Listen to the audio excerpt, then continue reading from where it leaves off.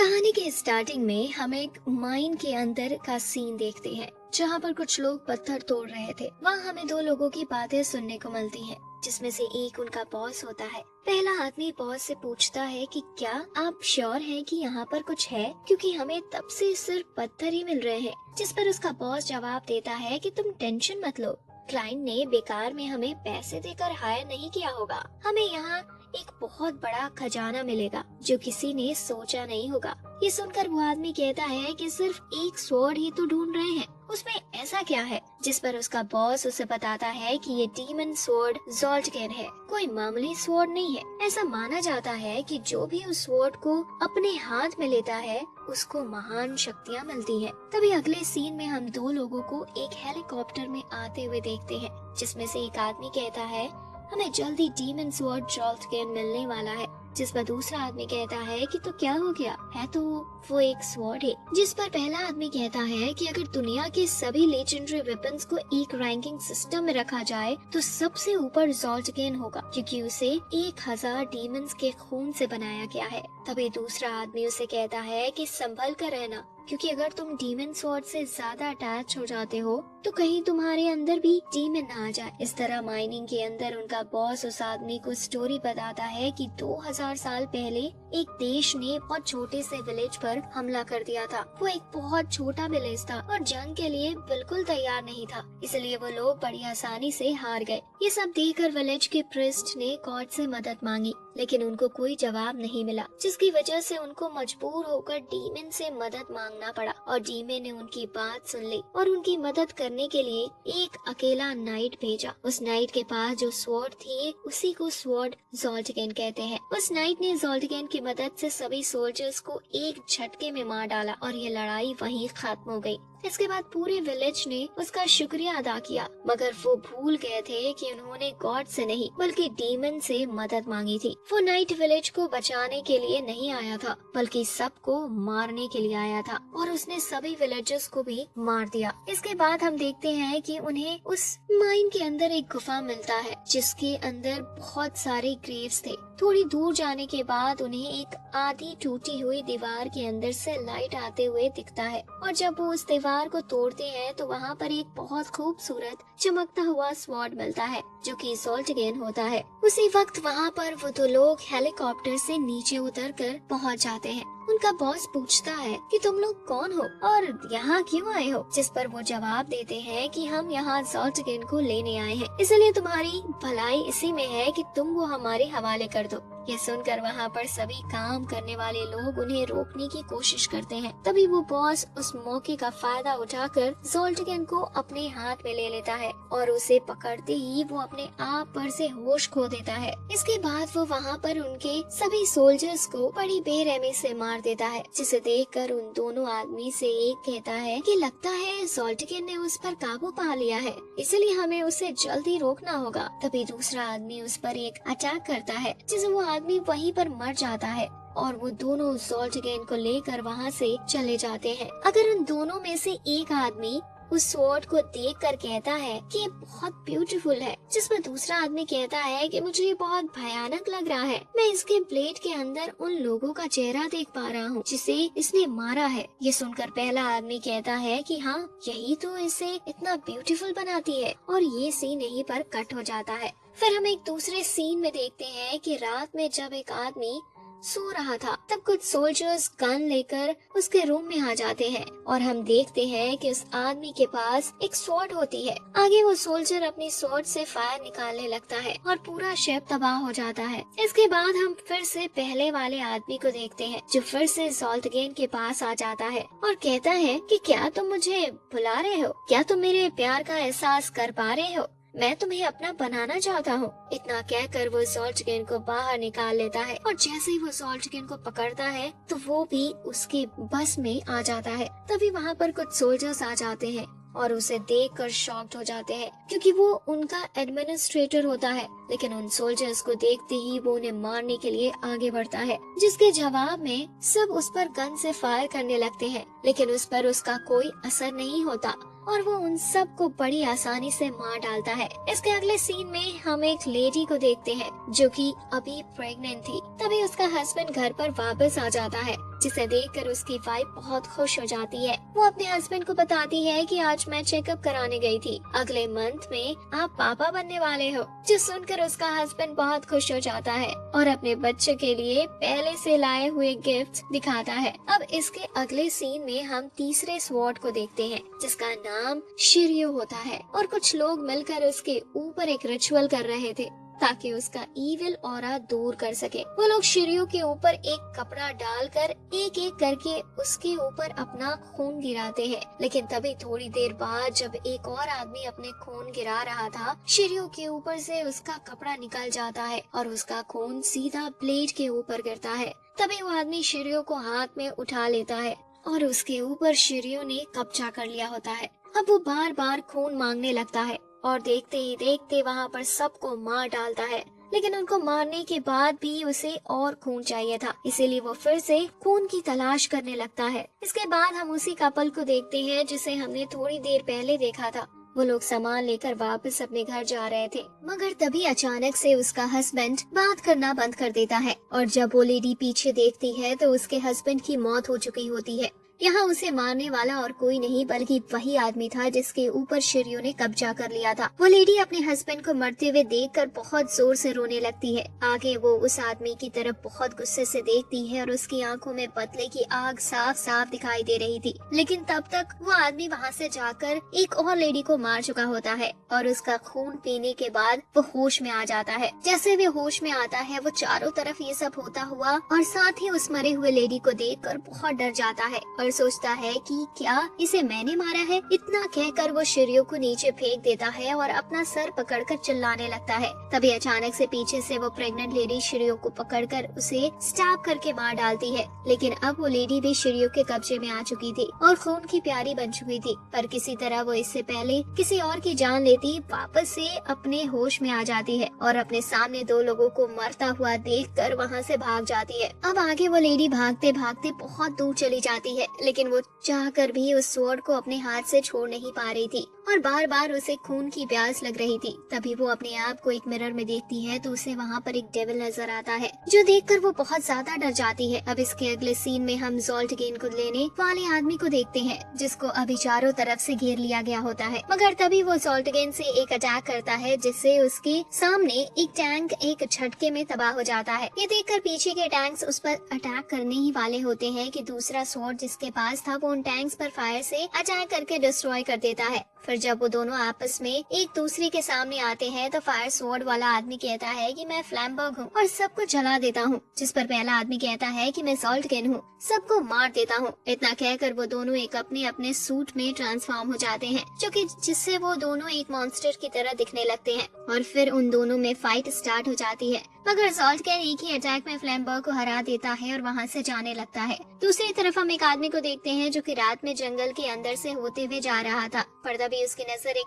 पेड़ पर पड़ती है जहाँ एक लेडी ने सुसाइड कर दिया होता है और वो वही प्रेग्नेंट लेडी होती है। तभी उस आदमी को पास में एक बच्चे के रोने की आवाज आती है। जब वो जाकर देखता है तो वो एक न्यूबॉर्न बेबी था और उसने अपने हाथ में शिर्यो को पकड़े हुए था। वो आदमी इस स्वॉर्ड को देखकर ही जान जाता है कि इसके अंदर से बहुत डार्क एनर्जी निकल रही है, इसलिए जब वो उसे पकड़ने जाता है तो वो बच्चा उसके हाथ पकड़ लेता है, जिस पर वो आदमी उसे ऊपर उठा लेता है और अपने साथ ले जाने का डिसाइड करता है। अगले सीन में हम एक स्कूल के अंदर एक लड़की को देखते हैं जो कि कुछ सोच रही होती है। आगे लंच ब्रेक में उसके कुछ दोस्त आकर उससे साथ में लंच करने के लिए कहते हैं, जिस पर वो लड़की मान जाती है और हमें पता चलता है कि उस लड़की का नाम सायाका था। आगे उसके दोस्त उसे पूछते हैं कि क्या तुम्हें पास के न्यू कराओके के बारे में पता चला? मैंने सुना है कि वो बहुत मजेदार है, क्यों ना हम साथ में जाकर घूम कर आए? जिस पर सायाका उन्हें मना करते हुए कहती है कि माफ करना मगर मैं आज थोड़ी बिजी हूँ। इसके बाद उसके दोस्त उसे पूछते हैं कि वैसे तुम्हारे और सॉकर टीम वाले इशी का क्या चल रहा है? जिस पर सायाका कुछ समझ नहीं पाती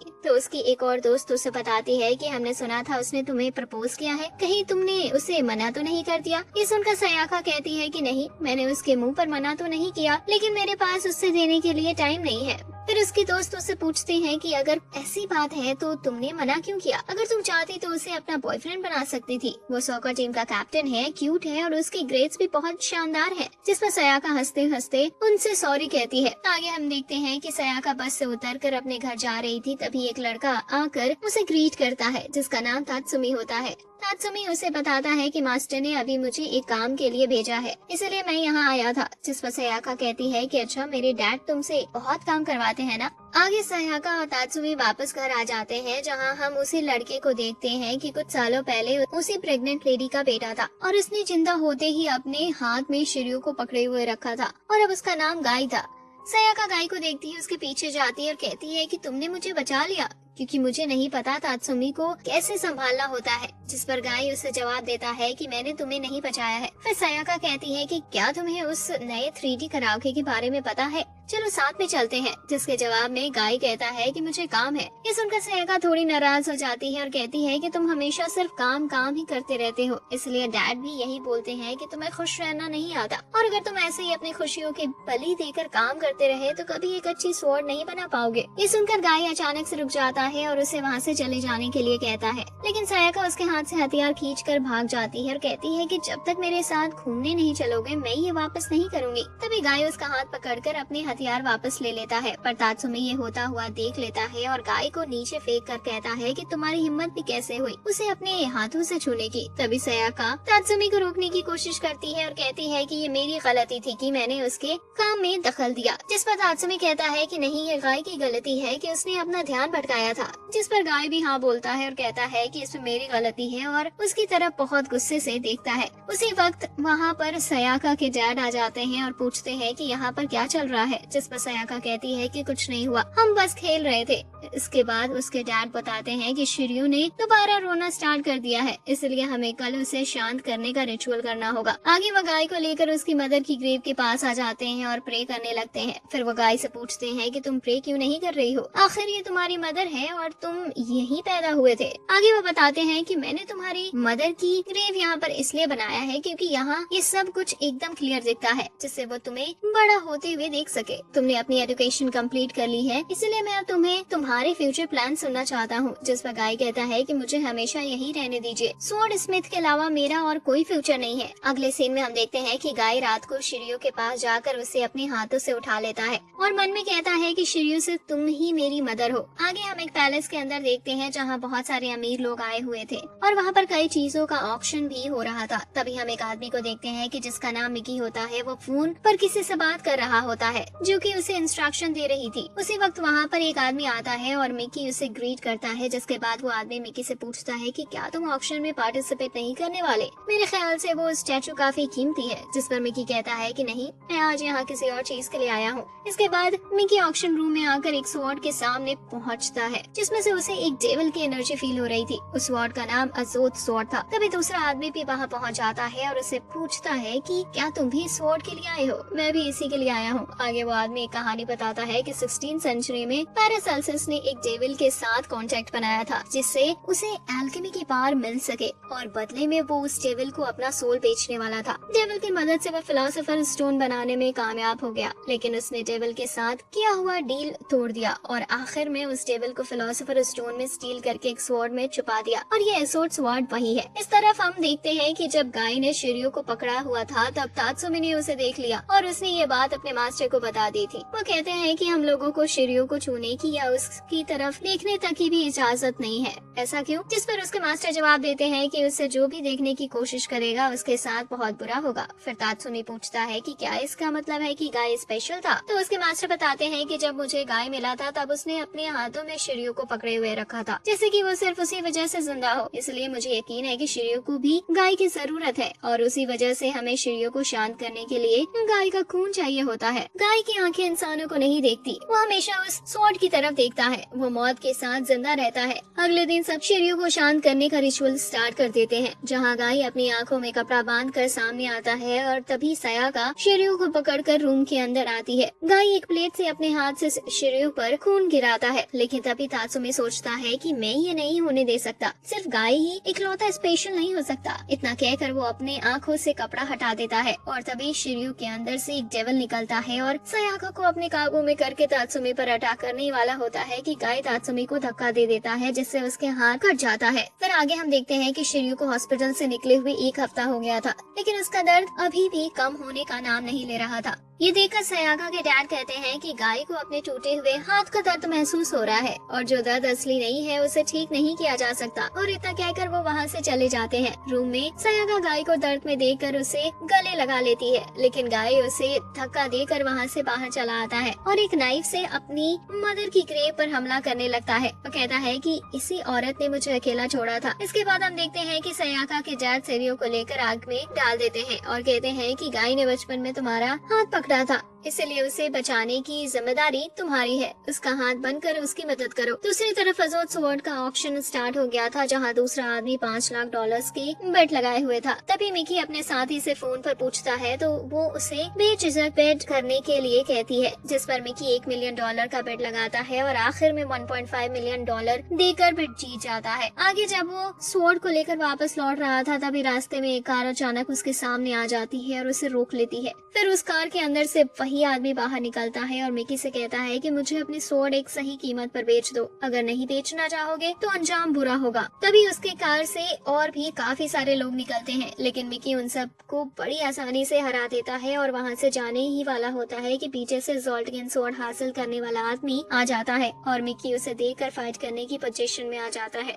और ये सीन यहीं पर कट हो जाता है। इस तरफ हम देखते हैं कि अचानक से गाय की नींद टूट जाती है और वो देखता है कि उसका एक नया हाथ आ चुका है।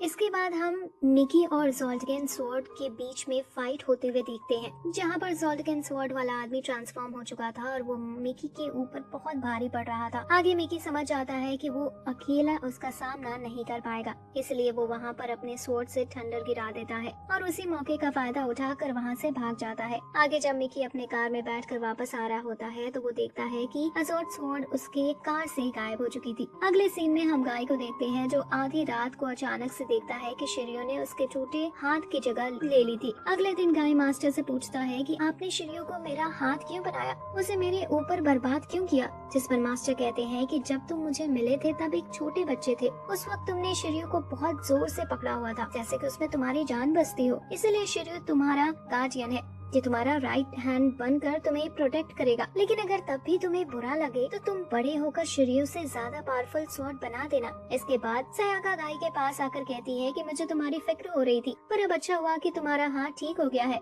फिर गाय कहता है कि मास्टर को मेरे लिए शिर्यू को ऐसे बर्बाद नहीं करना चाहिए था, मैं उसके काबिल नहीं हूँ। आगे हम देखते हैं कि तात्सुमी मास्टर से पूछता है कि आपने शिर्यू को गाय के ऊपर क्यों इस्तेमाल किया, जिस पर मास्टर कहते हैं कि शिर्यू बस एक टूल है, इंसानों की जान टूल से ज्यादा कीमती नहीं हो सकती। फिर तात्सुमी कहता है कि शिर्यू सिर्फ एक मामूली टूल नहीं है, वो अभी भी जिंदा है, जिसके जवाब में मास्टर कहते हैं कि हाँ, और इसी वजह से शिर्यू और गाय की जिंदगी एक दूसरे के साथ जुड़ी हुई है। मुझे यकीन है कि शिर्यू खुद गाय का हाल बनना चाहती थी। मैं 40 साल से स्वॉर्ड स्मिथ का काम कर रहा हूँ, मगर आज तक मैं एक ऐसे स्वॉर्ड नहीं बना पाया जिससे मुझे सेटिस्फेक्शन मिले। अगर गाय एक स्वॉर्ड की तरह अपनी जिंदगी जीता है तो शायद मैं उसे अपना मास्टरपीस कह सकूंगा। इसके बाद अगले सीन में हम उसी आदमी को देखते हैं जो मिकी से अजोद स्वॉर्ड लेने की कोशिश कर रहा था। हम देखते हैं कि वो रात में सो रहा होता है और उसके बेड के पास अजोद स्वॉर्ड होती है, पर तभी अचानक से उस स्वॉर्ड के अंदर एक डेविल निकलकर उस आदमी के ऊपर कब्जा करने ही वाला होता है कि उस आदमी की आंख खुल जाती है और वो देखता है कि वहाँ कोई नहीं है। आगे वो अजोद को उठाकर कहता है कि इस दुनिया में सच में ऐसी पास है जो इंसानों की सोच से परे है, मुझे अपना बदला पूरा करने के लिए इस पार की जरूरत पड़ेगी। उसी वक्त एक लड़की उसके रूम के अंदर आ जाती है और उसे भैया बुलाकर कहती है कि भैया अभी दोपहर हो चुकी है, आपको अब उठ जाना चाहिए। इसके बाद वो आदमी उठकर अपनी फैमिली के साथ लंच करने के लिए बाहर जाता है, जहाँ हमें पता चलता है कि उसका नाम मार्कस है।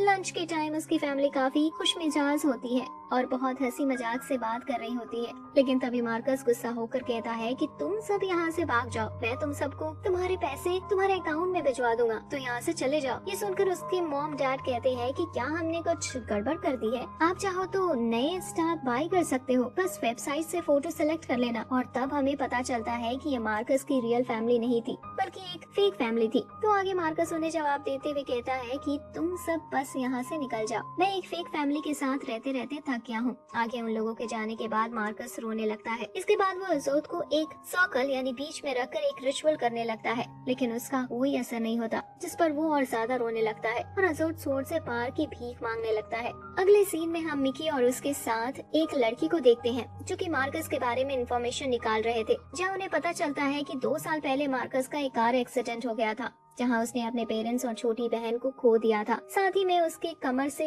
नीचे की बॉडी पैरालाइज हो चुकी है। दूसरे सीन में हम देखते हैं कि मार्कस को कोई लड़की मिलने के लिए आई होती है। वो मार्कस से कहती है कि मुझे माफ करना, पर तुम्हें इतनी बार कॉल किया और मैं जवाब नहीं दे पाई। जिस पर मार्कस कहता है कि हाँ, मैं तुमसे कुछ कहना चाहता था। मैंने सुना है कि तुम दोनों शादी करने जा रहे हो, कांग्रेचुलेशंस। ये सुनकर वो लड़की पूछती है कि क्या तुम सच में खुश हो? जिस पर मार्कस कहता है कि हाँ बिल्कुल, मेरी एक्स गर्लफ्रेंड और मेरा बेस्ट फ्रेंड शादी कर रहे हैं, तो मुझे खुशी क्यों नहीं होगी। ये सुनकर वो लड़की एक चैन की सांस लेती है और उसे थैंक यू कहती है। फिर मार्कस पूछता है कि वैसे तुम अपनी शादी में मुझे इनवाइट तो करोगी ना? जिस पर वो लड़की कहती है कि माफ करना, लेकिन वो चाहता है कि हम एक प्राइवेट मैरिज करें। आगे जब वो लड़की वहाँ से चली जाती है तो मार्कस मन ही मन गुस्से से कहता है कि मैं तुम धोखेबाजों को सबक जरूर सिखाऊंगा। और तभी अजोद स्वॉर्ड से एक डेविल बाहर निकलकर कहता है कि मुझे तुम्हारे अंदर से नफरत और बदले की आग का एहसास हो रहा है, इसलिए मैं तुम्हारी इच्छा पूरी करूंगा। और इतना कहकर वो मार्कस की तरफ आगे बढ़ जाता है और ये सीन यहीं कट हो जाता है। अब दूसरी तरफ हम सयाका को देखते हैं जो कि फॉरेस्ट के अंदर से गुजर रही थी और तभी तत्सुमी उसके सामने आ जाता है और कहता है कि अभी शायद बारिश होने वाली है, इसलिए मैं आपको लेने आया हूँ। और वो उसके पीछे पीछे चलने लगती है। आगे तात्सुमी पूछता है कि क्या आप स्कूल के बाद कहीं घूमने नहीं जाती हैं और सीधा घर आ जाती हैं? जिस पर सायका कहती है कि नहीं, मुझे घर पर बहुत काम रहते हैं। फिर तात्सुमी कहता है कि आप एक बहुत अच्छी वाइफ बनेंगी। वैसे आपको चिंता करने की जरूरत नहीं है, क्योंकि मैंने अपने गांव वापस जाकर किसी लड़की से शादी करने के ऑफर को मना कर दिया है। मैं हमेशा आपके साथ रहूंगा। इतना कहते ही तात्सुमी पीछे से सायाको को पकड़ लेता है और पागलों की तरह कहने लगता है कि मैं तुमसे प्यार करता हूँ, मुझसे अब और रुका नहीं जाता। जिस पर सायाको उसे धक्का देती है और कहती है कि मैं अपने डैड को बता दूंगी। जिस पर तात्सुमी कहता है कि मास्टर ने मुझे धोखा दिया है, मैं उनके लिए अपनी जान देने को तैयार था, मगर वो मुझसे ज्यादा गाय से प्यार करते हैं, इसलिए मैं अब तुम्हें अपना बनाने वाला हूँ। तभी हम देखते हैं कि गाय वहाँ पर आ जाता है, जिसे देखकर तात्सुमी उस पर अटैक कर देता है, मगर गाय उसे एक हाथ से ही रोक लेता है और तभी उसके अंदर भी शिरियो को पकड़ने वाली बाकी लोगों की तरह लोगों की जान लेने का भूत सवार हो जाता है। इसलिए वो तात्सुमी को मारने वाला होता है, पर सायाका उसे वहीं रुक जाने के लिए कहती है, जिससे गाय वापस होश में आ जाता है। आगे गाय को लगातार शिरियो से वही आवाज आते हुए सुनाई देती है, इसलिए वो उसे रोकने के लिए अपने आप को दीवार पर मारने लगता है, पर तभी सायाका आकर उसे पीछे से पकड़ लेती है और जैसे ही वो गाय को पकड़ती है, शिरियो की आवाज बंद हो जाती है। दूसरी तरफ हम मार्कस की एक्स गर्लफ्रेंड और उसके बेस्ट फ्रेंड की शादी होते हुए देखते हैं, जहां उनकी शादी पूरी होने ही वाली थी कि तभी वहां पर मार्कस आ जाता है और अपने व्हील चेयर से खड़ा हो जाता है, जो देखकर वो दोनों बहुत ज्यादा ही शॉक्ड हो जाते हैं और ये सीन यहीं कट हो जाता है। अगले सीन में हम एक लड़की को देखते हैं जिसने एक स्पेयर को पकड़ा हुआ था, जिसका नाम तोनबुकेरी स्पेयर होता है। वो लड़की कहती है कि ये एक लेजेंडरी स्पेयर है, ये इतना ज्यादा शार्प है कि इसके ऊपर जब एक ड्रैगन फ्लाई बैठी थी तो उसके 2 टुकड़े हो गए थे।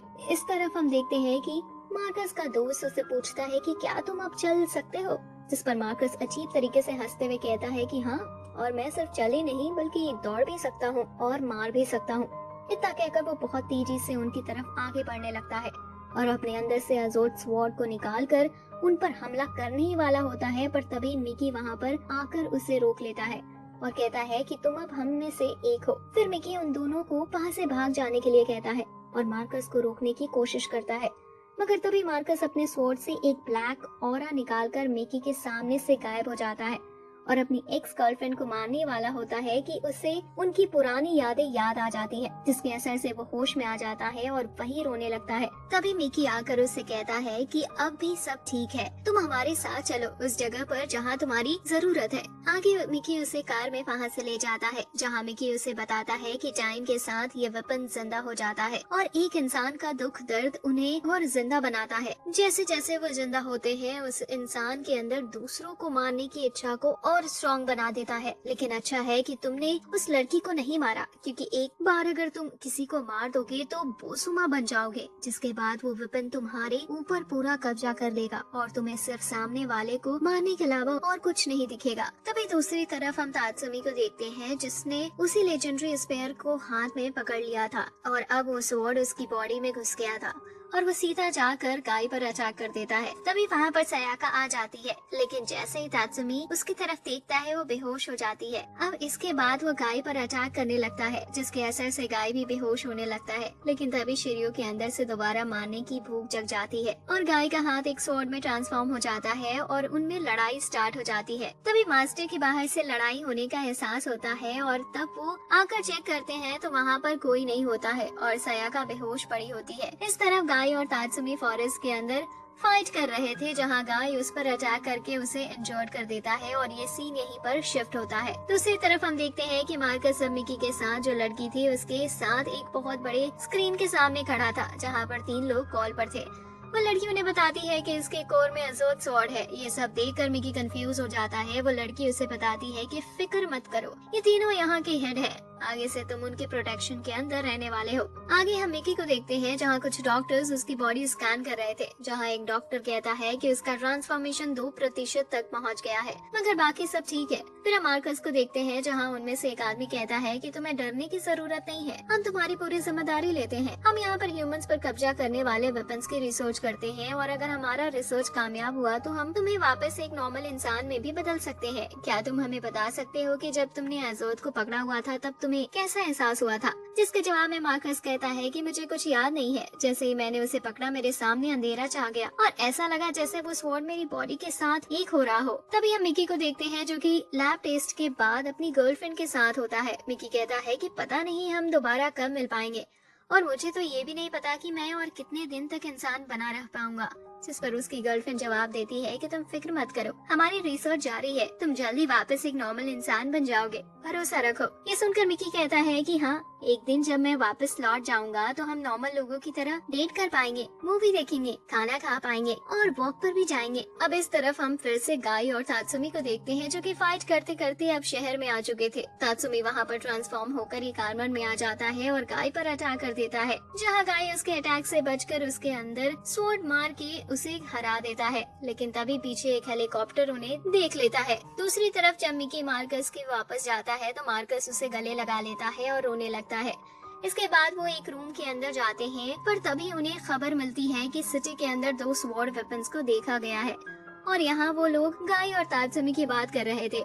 ये सुनकर वो लड़की मार्कस को मिली के साथ छोड़कर वहाँ से निकल जाती है। इस तरफ हम देखते हैं कि उस हेलीकॉप्टर ने गाय और तात्सुमी के ऊपर हमला करना शुरू कर दिया था, जिसके असर से तात्सुमी वहाँ से निकलकर भाग जाता है। आगे वो हेलीकॉप्टर गाय पर अटैक करने ही वाला था कि गाय एक अटैक करके उस हेलीकॉप्टर को नीचे गिरा देता है। इसके बाद गाय वहाँ से घर वापस आ जाता है और अंदर आते ही सयाका उसे देख लेती है, लेकिन तभी गाय बेहोश होकर गिर जाता है और मास्टर भी वहाँ आ जाते हैं। तभी शिर्यू गाय का गला दबाने लगता है, जहाँ मास्टर उसे रोक लेते हैं। यहाँ मार्कस सभी जिंदा वेपन्स को देखकर बहुत शॉक्ड होता है और मिकी से पूछता है कि वेपन के अंदर जान कैसे आती है, जिस पर मिकी जवाब देता है कि ये जिससे भी मारते हैं उनका गुस्सा इनके अंदर रह जाता है, लेकिन ये सिर्फ एक पॉसिबिलिटी है। ऐसा भी जाना जाता है कि ये जिस दिन भी बने थे उस दिन से जिंदा है, जैसे कि एक वेपन को पकड़ने के बाद उसे इस्तेमाल करने का मन होता है, तो हम कहते हैं कि वो वेपन उस इंसान को कंट्रोल कर रहा है। ये सुनने के बाद मार्कस कहता है कि फिर भी मुझे यकीन नहीं होता कि एक वेपन हम पर काबू कर लेता है। तो मिकी उसे कहता है कि ये सच है, आज जो हमारे साथ हुआ है वो बहुत पहले से होता आ रहा है और कहानियों में जैसे सब हीरो और डीमंस कहते हैं कि वो भी हमारी तरह चैरिटलाइजर्स होंगे। हमारा काम है जिंदा रहना और सोना, क्योंकि हम एक दिन बोसुमा में जरूर बदल जाएंगे। फिर मार्कस पूछता है कि अगर हम बोसुमा बन गए तो क्या होगा, जिस पर मिकी उसे बताता है कि उसके बाद तुम वापस इंसान नहीं बन सकते, तुम अपना होश खो दोगे और खुद वेपन बन जाओगे, जिससे सिर्फ मारने के अलावा और कुछ नहीं सूझेगा। अगले सीन में हम सॉल्टकिन को देखते हैं, जो कि एक जेल के सामने जाकर उसके गार्ड्स को मार देता है और सभी प्रिजनर्स को भी मार डालता है। इसके बाद मिकी और मार्कस को एक कैप्सूल के अंदर बंद करके सोने के लिए भेज दिया जाता है। आगे वो लड़की एक दूसरे आदमी को बाहर निकालती है, जो कि वही आदमी होता है जिसने स्टार्टिंग में माइन से सॉल्टकिन हासिल करने में मदद की थी और उसका नाम इचिजो होता है। आगे सयाका गाय को ढूंढने उसके रूम में जाती है, पर गाय उसे वहाँ पर नहीं मिलता। तभी वहाँ एक लड़का आकर कहता है कि मैंने तात्सुमी को भी कल रात से नहीं देखा। आगे सायाका गाय को ढूंढते ढूंढते एक डोर खोलती है तो गाय वहाँ पर ब्लैंकेट के नीचे बैठा होता है और सायाका से छुप रहा होता है। फिर जब सायाका उसके ऊपर से ब्लैंकेट हटा देती है तो गाय वहाँ से भागकर बाहर चला जाता है और पानी को टच करके एक स्माइल करता है। उसी वक्त मास्टर वहाँ पर आ जाते हैं तो सायाका उन्हें बताती है कि गाय अजीब तरीके से बिहेव कर रहा है। तभी गाय उन दोनों को देख लेता है और वहाँ से चला जाता है। दूसरी तरफ वो लड़की इचिजो से कहती है कि मेरे पास तुम्हारे लिए काम है, जिस पर इचिजो कहता है कि अगर तुमने मुझे जगाया है तो मतलब बहुत जरूरी काम होगा। जो सुनकर वो लड़की कहती है कि हाँ, तुम ये सोच सकते हो। इस तरह मास्टर और सायाका गाय के पीछे पीछे एक रूम में जाते हैं तो देखते हैं कि गाय एक छोटे बच्चे की तरह बर्ताव कर रहा था और ये देखकर मास्टर कहते हैं कि लगता है वो फिर से बच्चा बन गया है। शायद उसे शिर्यू की पावर से डर लगता है। एक बच्चे में बदलकर वो खुद से बचना चाहता है। दूसरी तरफ हम देखते हैं कि इचिजो अब बाहर निकल चुका था और वो लड़की अब उसे मॉनिटर पर देख रही थी और वो कहती है कि वो गॉड विष्णु का वेपन चक्रम है, जो कि सबसे खतरनाक है।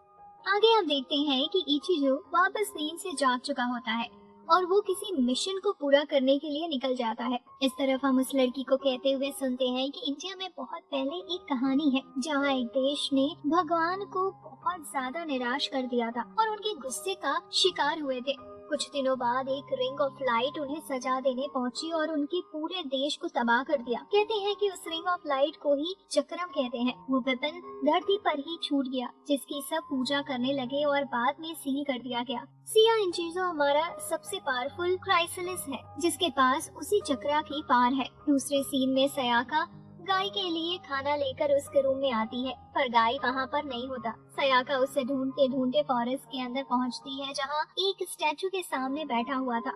तभी वहाँ पर बारिश होने लगती है और गाय बच्चे की तरह रोने लगता है, जिस पर सायाका उसे शांत करती है और कहती है कि आज रात एक फेस्टिवल है, हम साथ मिलकर देखने जाएंगे। आगे हम देखते हैं कि मास्टर एक आदमी को एक ब्लेड बना कर देते हैं, जिसे देखकर वो आदमी काफी इम्प्रेस हो जाता है। फिर वो आदमी पूछता है कि मैंने सुना था तुमने अपने एक स्टूडेंट के हाथ में शिर्यू स्वॉर्ड डाल दिया था, ये काफी हिम्मत वाला काम था। क्या होगा अगर शिर्यू का ईविल उस बच्चे पर हावी हो जाए? जिसके जवाब में मास्टर कहते हैं कि मैंने इस बारे में बहुत सोचा है। ये बात सच है कि शिर्यू एक बहुत ईविल स्वॉर्ड है, लेकिन वो शुरुआत से गाय का प्रोटेक्टर रहा है। इसके बाद वो आदमी पूछता है कि क्या ऐसा नहीं कहते हैं कि जब एक स्वॉर्ड स्मिथ स्वॉर्ड बनाने जाता है तो वो एक साथ 2 स्वॉर्ड बनाता है और उनमें से जो स्वॉर्ड बेहतर होती है उसको चूज करता है। तो क्या हम ये मान सकते हैं कि इस दुनिया में एक और शिर्यू भी एग्जिस्ट करता है? ये सुनकर मास्टर कहते हैं कि मुझे खुद नहीं पता, लेकिन अगर ये सच है तो ये वाला शिर्यू दोनों में से कमजोर वाला होगा, क्योंकि इस पर उसके बनाने वाले का नाम नहीं लिखा था। इसके बाद हम एक लेडी को देखते हैं जो कि एक स्वॉर्ड को शार्प बना रही थी और कहती है कि हम एक स्वॉर्ड को जितना शार्प बनाते हैं वो उतना ही खूबसूरत बनती है। तभी वहाँ एक और लड़का कहता है कि हाँ, और शार्पनर होने के नाते स्वॉर्ड्स को और शार्प और खूबसूरत बनाना हमारा काम है। इस तरफ हम सायाका और गाय को देखते हैं, जहाँ सायाका ने अपने डैड के युकाता को गाय को पहना दिया था और कहती है कि फेस्टिवल में जाने के लिए हमें युकाता पहनना चाहिए और फिर वो खुद भी तैयार होने लगती है। पर तभी हम देखते हैं कि वो तब कपड़े पहन रही थी, तब कोई उसे झांक रहा था, जो कि और कोई नहीं बल्कि तात्सुमी होता है, जो कि अब एक कुसुमा बन चुका था। आगे सायाका गाय का हाथ पकड़कर उसके साथ फेस्टिवल देखने चली जाती है और साथ में बहुत मस्ती मजाक करते हैं। इसके बाद हम दोबारा उसी लेडी को देखते हैं जो कि स्वॉर्ड्स को शार्प करने में लगी थी। तभी वो लड़का उसके पास आकर कहता है कि हमारे पास एक नया स्वॉर्ड आया है। कस्टमर ने बोला उसे ये बहुत जल्दी चाहिए और साथ में बहुत सारे पैसे भी छोड़ गया है। फिर जब वो लेडी उस स्वॉर्ड को खोल कर देखती है तो पहचान लेती है कि ये शिर्यू है। वो लेडी ये देखकर बहुत ज्यादा शॉक्ड हो जाती है और कहती है कि इसकी कंडीशन अभी अच्छी है, तो इसे शार्प करने में ज्यादा टाइम नहीं लगेगा। आगे जब वो स्वॉर्ड को शार्प करना स्टार्ट करती है तो अचानक से उसके अंदर से एक डीमन निकलता है और उस लेडी को प्रोसेस कर लेता है। अब वो लेडी भी खून की प्यासी बन गई थी और अपने साथ लड़के को मारने के लिए उसके पीछे जाने लगती है, लेकिन तभी वहाँ कुछ सामान गिर जाता है जिससे वो वापस होश में आ जाती है। फिर वो उस लड़के को रूम से बाहर निकल जाने के लिए कहती है और दोबारा से शिर्यू को शार्प करने में लग जाती है। अगले सीन में हम ज़ोल्टगिन को देखते हैं जो कि एक स्टेज पर पियानो प्ले कर रहा था। तभी वहाँ पर फ्लेम स्वॉर्ड वाला आदमी आ जाता है और उससे कहता है कि आज की रात तुम्हारी आखिरी रात होगी। इसके बाद वो दोनों बाहर एक दूसरे के आमने सामने आ जाते हैं, जहाँ फ्लेम स्वॉर्ड वाला आदमी कहता है कि हम दोनों क्रश्ड स्वॉर्ड्स हैं, जिन्हें एज ऑफ मिथ में बनाए गए थे, इसलिए हम दोनों सेम हैं। ये सुनकर ज़ोल्टकिन उससे कहता है कि हम दोनों बिल्कुल सेम नहीं हैं। मैं आज तक किसी से भी नहीं हारा, लेकिन तुम मुझसे हार चुके हो। इतना कहकर उन दोनों में फाइट शुरू हो जाती है और तभी हम देखते हैं कि उन्हें वहाँ फाइट करते हुए दो और बुसुमा देख रहे थे। उनमें से एक कहता है कि इंसानों का सयाम अब खत्म होने वाला है। उसके बाद बुसुमा का सयाम शुरू होगा। तभी उस तरफ ज़ोल्टकिन फ्लेम स्वॉर्ड को हरा चुका होता है।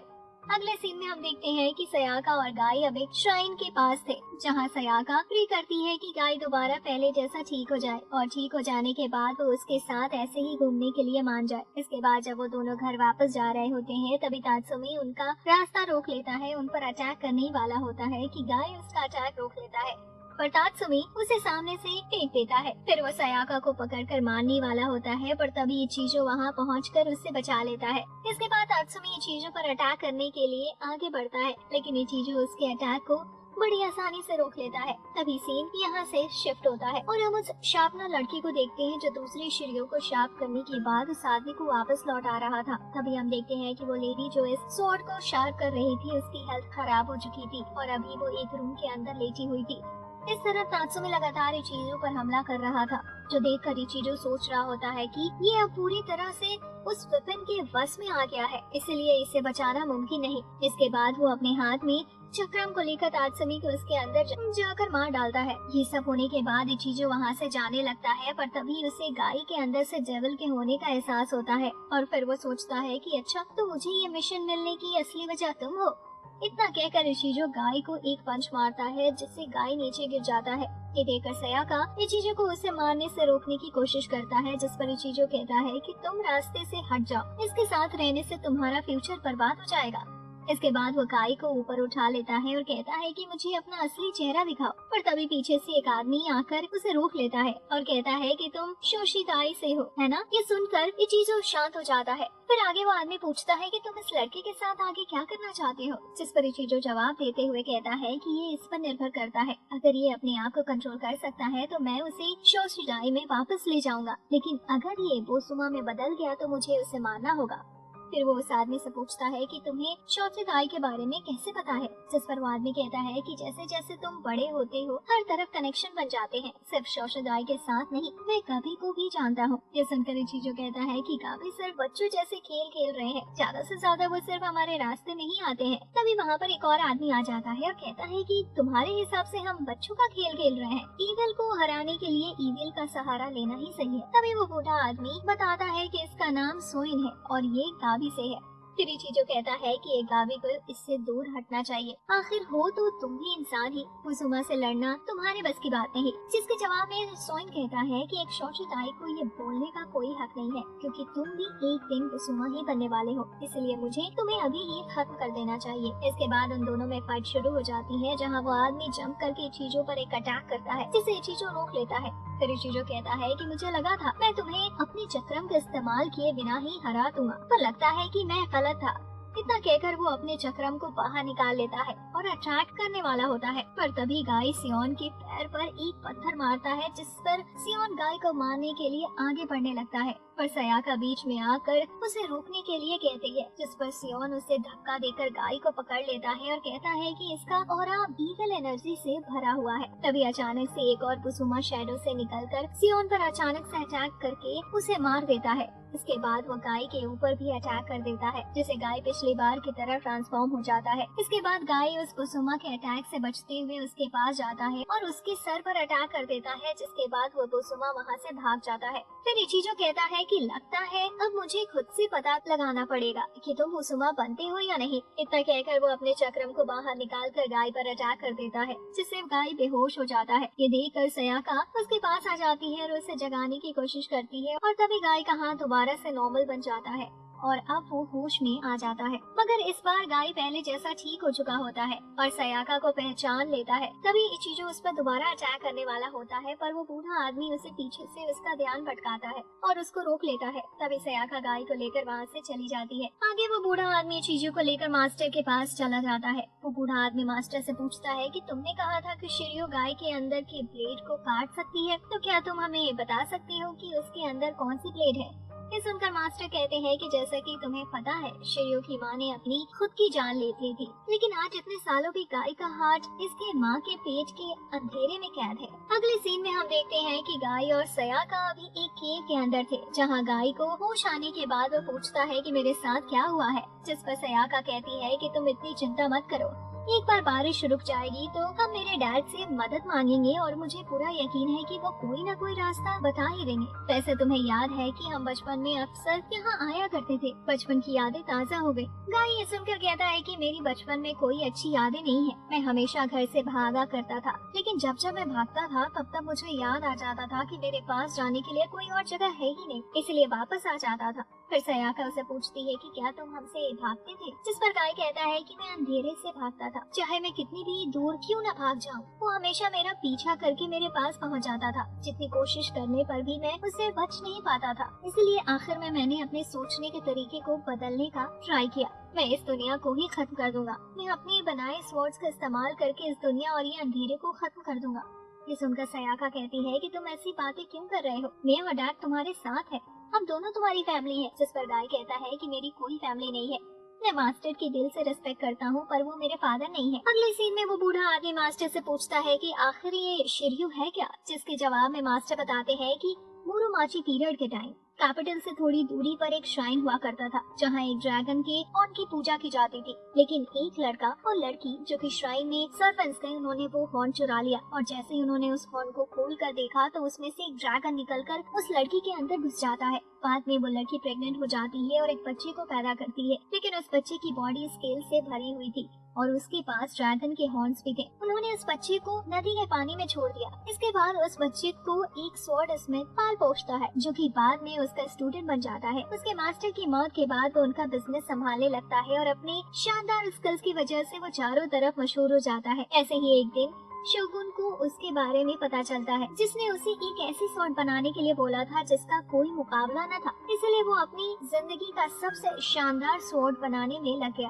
आगे जब उसे स्वॉर्ड सबमिट करने की बारी आई तो शोगुन ने उसे खुद वहां आकर सबके सामने स्वॉर्ड देने का ऑर्डर दिया, और जब वो शोगुन के सामने गया तो उसने सबके सामने उसका मास्क उतारवा दिया और उसे देखकर सब मॉन्स्टर समझने लगे और उस वजह से उसकी वाइफ और उसके बच्चे को मार दिया गया। पर वो उसे नहीं मार सके क्योंकि कोई भी स्वॉर्ड उसकी स्किन को काट नहीं पा रही थी। आखिर में उन्होंने हार मान ली और उसे समुद्र में फेंकने का ट्राई किया, लेकिन तभी वो नहीं मरा। अपना बदला लेने के लिए वो अपने बदले के आग से 2 और स्वॉर्ड्स बनाता है, जिनको आज हम शिर्यो के नाम से जानते हैं। कहते हैं कि जब दुनिया की और कोई स्वॉर्ड उस पर काम नहीं करती थी, वहाँ शिर्यो की एक अटैक से ही वो एकदम शांति से मर जाता है और दूसरे शिर्यो उस शोगुन का गला काट देता है। इसके बाद से वो दोनों शिर्यो फिर से कभी नहीं देखे गए। आगे हम देखते हैं कि इचिजो ये कहानी सुनकर रोने लगता है और कहता है कि जब उन्होंने उसके वाइफ और बच्चे को मारा वो बहुत ज्यादा सैड था, जिस पर वो बूढ़ा आदमी उसे एक कपड़ा देता है और कहता है कि तुम मेरी सोच से ज्यादा सॉफ्ट निकले। फिर मास्टर उसे कहते हैं कि मुझे तुम्हारे अंदर से भी गाय जैसी फीलिंग आ रही है, जैसे अंधेरा तुम्हारा भी पीछा कर रहा है, तुम कौन हो? जिस पर इचिनो कहता है कि तुम्हें मेरे बारे में जानने की जरूरत नहीं है, मुझे सिर्फ उस लड़की गाय में इंटरेस्ट है, इसीलिए मैं यहाँ तब तक इंतजार करूंगा जब तक वो वापस यहाँ न आ जाए। इसके बाद जब गाय और सयाका घर वापस लौटते हैं तो इचिजो उनका वेट कर रहा होता है। वो गाय के पास जाकर कहता है कि तुम एक अलग दुनिया में जाना चाहते हो ना, इस दुनिया में तुम्हारा कोई काम नहीं है, मैं तुम्हें तुम्हारी असली पहचान बताऊंगा और वो असलियत बताऊंगा जिससे तुम बदल नहीं सकते। तभी मास्टर भी गाय से कहता है कि ये तुम्हारा डिसीजन है, तुम अभी बड़े हो चुके हो, अगर जाना चाहो तो जा सकते हो, तुम यहाँ रुककर मेरे साथ स्वॉर्ड्स बनाने का काम जारी रख सकते हो, लेकिन जहाँ तक मुझे लगता है ये आदमी भी तुम्हारी तरह एक ही रास्ते पर चल रहा है, इसलिए शायद यही सही रहेगा अगर तुम इस आदमी के साथ शिर्यो को लेकर चले जाओ। सयाका ये सुनकर बहुत ज्यादा शॉक्ड हो जाती है, पर तभी वो बूढ़ा आदमी कहता है कि गाय को जाने दो, ये आदमी बुरा इंसान नहीं है, का एक स्वॉर्ड है जो कि अभी तक पूरे तरीके से नहीं बना है, इसलिए मुझे उसके पूरे बनने का इंतजार है। इसके बाद गाय उसके साथ जाने का डिसाइड करता है और इन चीजों के साथ उसके कार में बैठ जाता है। तभी सयाका पीछे से उसे बुलाती है, मगर तब तक गाय जा चुका होता है। अगले सीन में हम दूसरे शिर्यो को देखते हैं जो कि अभी खून के लिए तरस रहा होता है।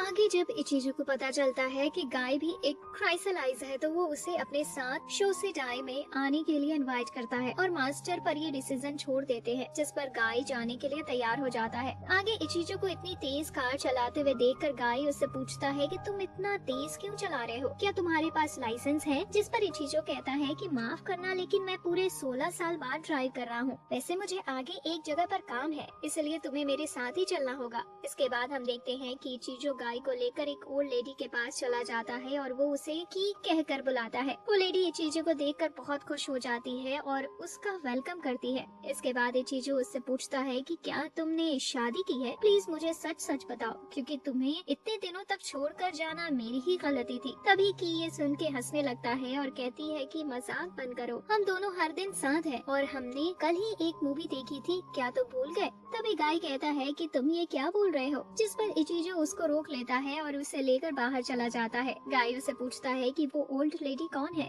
जिस पर इचिजू कहता है कि वो मेरी गर्लफ्रेंड है। लगता है अभी तुम्हें सब समझाने का सही टाइम आ गया है। हम क्राइसलाइजेस जिन पर वेपन्स ने कब्जा कर लिया होता है, हम एक दिन बुसुमा बन जाएंगे और उस चीज को ज्यादा से ज्यादा लेट करने के लिए हम सोशिलाई में कोल्ड स्लीप के अंदर चले जाते हैं। हम सालों साल सोते रहते हैं, कोई सपना भी नहीं देखते, सिर्फ गहरी नींद। हमें तब तक जगाया नहीं जाता जब तक हमारी पावर्स की जरूरत ना हो। इसलिए जैसा मैंने तुम्हें बताया था, मैं पिछले 16 साल से सो रहा था और उस दौरान मैं की से नहीं मिला। मुझे तो ये भी नहीं पता था कि मैं उससे पहले कितने दिनों तक सो रहा था। मैं जब की से हाई स्कूल के टाइम मिला था तो वो मुझसे 1 साल छोटी थी, लेकिन कोल्ड स्लीप में जाने के बाद से टाइम मेरे लिए तो रुक गया है, पर उसके लिए नहीं। लेकिन फिर भी उसने कभी मुझसे इसकी वजह नहीं पूछी। ज्यादातर लोग मेरे जैसे मॉन्स्टर्स को देखते ही दूर भाग जाएंगे, मगर की ने हमेशा मेरा इंतजार किया और आज तक कर रही है। फिर इचिजू कहता है कि वैसे तुम हम दोनों के बीच कबाब में हड्डी बन रहे हो, इसलिए बाहर चले जाओ। और इतना कहकर इचिजू वापस से की के पास चला जाता है। इस तरफ गाय बाहर शहर में घूम रहा था और तभी वो एक बोर्ड पर स्वॉर्ड फाइट का सिंबल देखता है, लेकिन जब वो अंदर जाकर देखता है तो वहाँ पर एक वीडियो गेम में फाइट हो रही थी, जिसमें एक आइडल मिडोरिको और एक आदमी के बीच फाइट होने वाली थी। फाइट स्टार्ट होने के बाद मिडोरिको उस आदमी को बड़ी आसानी से हराकर ये मैच जीत जाती है और सीन यहीं कट हो जाता है। अगले सीन में हम इचिजू और की को देखते हैं जो कि म्यूजिक पर कपल डांस कर रहे थे। इसके बाद इचिजू की के पैरों में नेल पॉलिश लगाता है और वो लोग आपस में पुराने दिनों की बात करके बहुत खुश हो रहे थे। की इचिजू से कहती है कि मुझे अभी तुम्हारे साथ बहुत जगह घूमना है, लेक के किनारे हाथ पकड़कर चलना है, क्योंकि अभी हमारे पास बहुत टाइम है। जिस पर इचिजू उससे कहता है कि चलो अभी सामने वाले लेक पर चलते हैं। ये सुनकर की बहुत खुश हो जाती है और अंदर तैयार होने चली जाती है। तभी वहाँ पर फोन रिंग होता है और उसमें की केयर टेकर कहती है कि क्या मैंने आपको जिस हॉस्पिटल के बारे में बताया था, आपने उसके बारे में कुछ सोचा? डॉक्टर ने बोला है कि शायद आप इससे दोबारा बच नहीं पाओगे, इसलिए अकेले रहने में बहुत खतरा है। इचिजू ये सुनकर तुरंत की के रूम में चला जाता है, लेकिन वो देखता है कि की ने अपने रूम के मिरर पर पेपर चिपकाकर उसे छुपा दिया होता है। तभी की पीछे से आकर कहती है कि मुझे पता है कि तुम असली इचिजू नहीं हो, तुम सिर्फ एक इल्यूजन हो, लेकिन मुझसे उससे फर्क नहीं पड़ता। दूसरी तरफ हम मिडोरिको को देखते हैं जो कि अभी गेम के बाद वॉशरूम के अंदर होती है, पर तभी वो जिस आदमी के साथ मैच खेल रही थी वो अंदर आकर उसे पीछे से बुलाता है और कहता है कि ऐसे आने के लिए माफ करना, लेकिन मैं तुमसे बात करना चाहता था। दरअसल मुझे तुम्हें थैंक यू कहना था। 1 साल पहले मैं सुसाइड करने ही वाला था, क्योंकि जॉब में कुछ प्रॉब्लम्स के लिए मेरे ऊपर इल्जाम लगा दिया गया था, जिस वजह से मुझे काम छोड़ना पड़ गया था। लेकिन तुम्हारे स्माइल ने मेरी जान बचा ली और मैं ये सोचने पर मजबूर हो गया कि अगर एक लड़की इतनी प्यारी स्माइल कर सकती है तो इसका मतलब ये दुनिया इतनी भी बुरी नहीं है। इसके बाद मुझे अच्छा फील होने लगा और मुझे दूसरी जॉब भी मिल गई। ये सब तुम्हारी वजह से हो पाया है, तुम सच में एक एंजल हो। लेकिन ये सब सुनकर मिडोरिको का रिएक्शन कुछ खास नहीं था, बल्कि वो उसे कहती है कि तुम जैसे लोग हर बार एक ही बात क्यों बोलते रहते हो। मैं ये सब सुन सुन के पक गई हूँ, क्या तुम कुछ और नहीं बोल सकते? क्या तुम एक गधे हो? तभी वो आदमी नीचे गिर जाता है और मिडोरिको वहाँ से चली जाती है। तभी हम इस फ्लेम स्वॉर्ड को देखते हैं जो कि ज़ोल्टिगन से हारने के बाद बहुत ज्यादा घायल हो गया था और अभी एक नए बॉडी की तलाश कर रहा था। इस तरफ मिडोरी को अपना काम खत्म करके वहाँ से निकल रही होती है, तभी वो आदमी फिर से उसके सामने आ जाता है और कहता है कि अगर तुम्हें कोई दिक्कत है तो तुम मुझे बता सकती हो, मैं तुम्हारी मदद करने की पूरी कोशिश करूंगा, बिल्कुल जैसे तुमने मेरी मदद की थी। पर तभी मिडोरी को उससे अपने बैग से मारने लगती है और पागलों की तरह हंसने लगती है। लेकिन फिर कुछ टाइम बाद वो आदमी अब और सह नहीं पाता और मिडोरी को पकड़कर मारने लगता है और उसका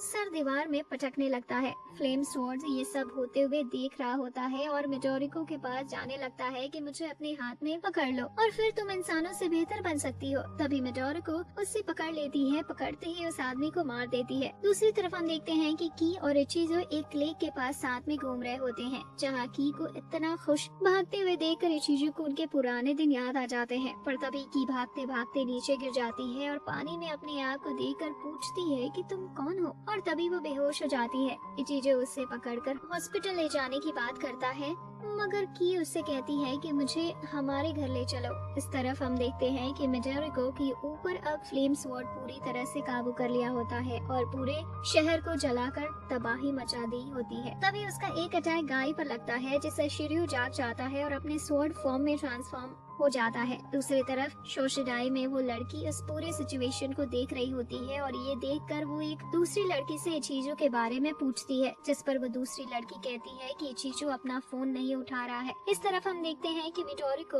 और गाय के बीच में फाइट स्टार्ट हो गई थी, जहां गाय मिडोरिको के फायर अटैक्स को बीच में से काट कर बच रहा था, पर इससे उसकी बॉडी बहुत ज्यादा थक जा रही थी। इस तरफ इचिजो की को लेकर घर पर आ गया था, जहां की उसे सामने रखे क्लोसेट को खोलने के लिए कहती है। जब इचिजो उससे खोलता है तो उसमें से बहुत सुंदर ड्रेस रखी होती है और फिर की कहती है कि मैं तुम्हारे प्रपोज करने का इंतजार कर रही थी। ये सुनकर इचिजो घुटनों पर बैठकर की को शादी के लिए प्रपोज कर देता है, जिस पर की बहुत खुश हो जाती है। आगे की उसी ड्रेस को पहन लेती है और इचिजो को थैंक यू कहती है और तभी उसकी हेल्थ और खराब हो जाती है। इचिजो उसे बेड पर लेटा देता है, जहाँ की उसका हाथ पकड़कर कहती है कि तुम्हें लगा था तुम एक इल्यूजन हो, लेकिन तुम इतने सालों के बाद भी बिल्कुल नहीं बदले। मैं अकेली पड़ गई थी और अकेली ही बूढ़ी हो गई, लेकिन मैं गलत थी, तुम असली इचिजो हो, है ना? जिस पर इचिजो जवाब देता है कि मैं तुमसे हमेशा कुछ पूछना चाहता था, लेकिन पूछ नहीं पाया। क्या तुम मुझसे मिलने के बाद खुश थी? कहीं मैंने तुम्हारी जिंदगी बर्बाद तो नहीं कर दी? ये सुनकर की कहती है कि ऐसा कुछ नहीं है, बल्कि मैं तुम्हारे बिना अपनी जिंदगी सोच भी नहीं सकती हूँ।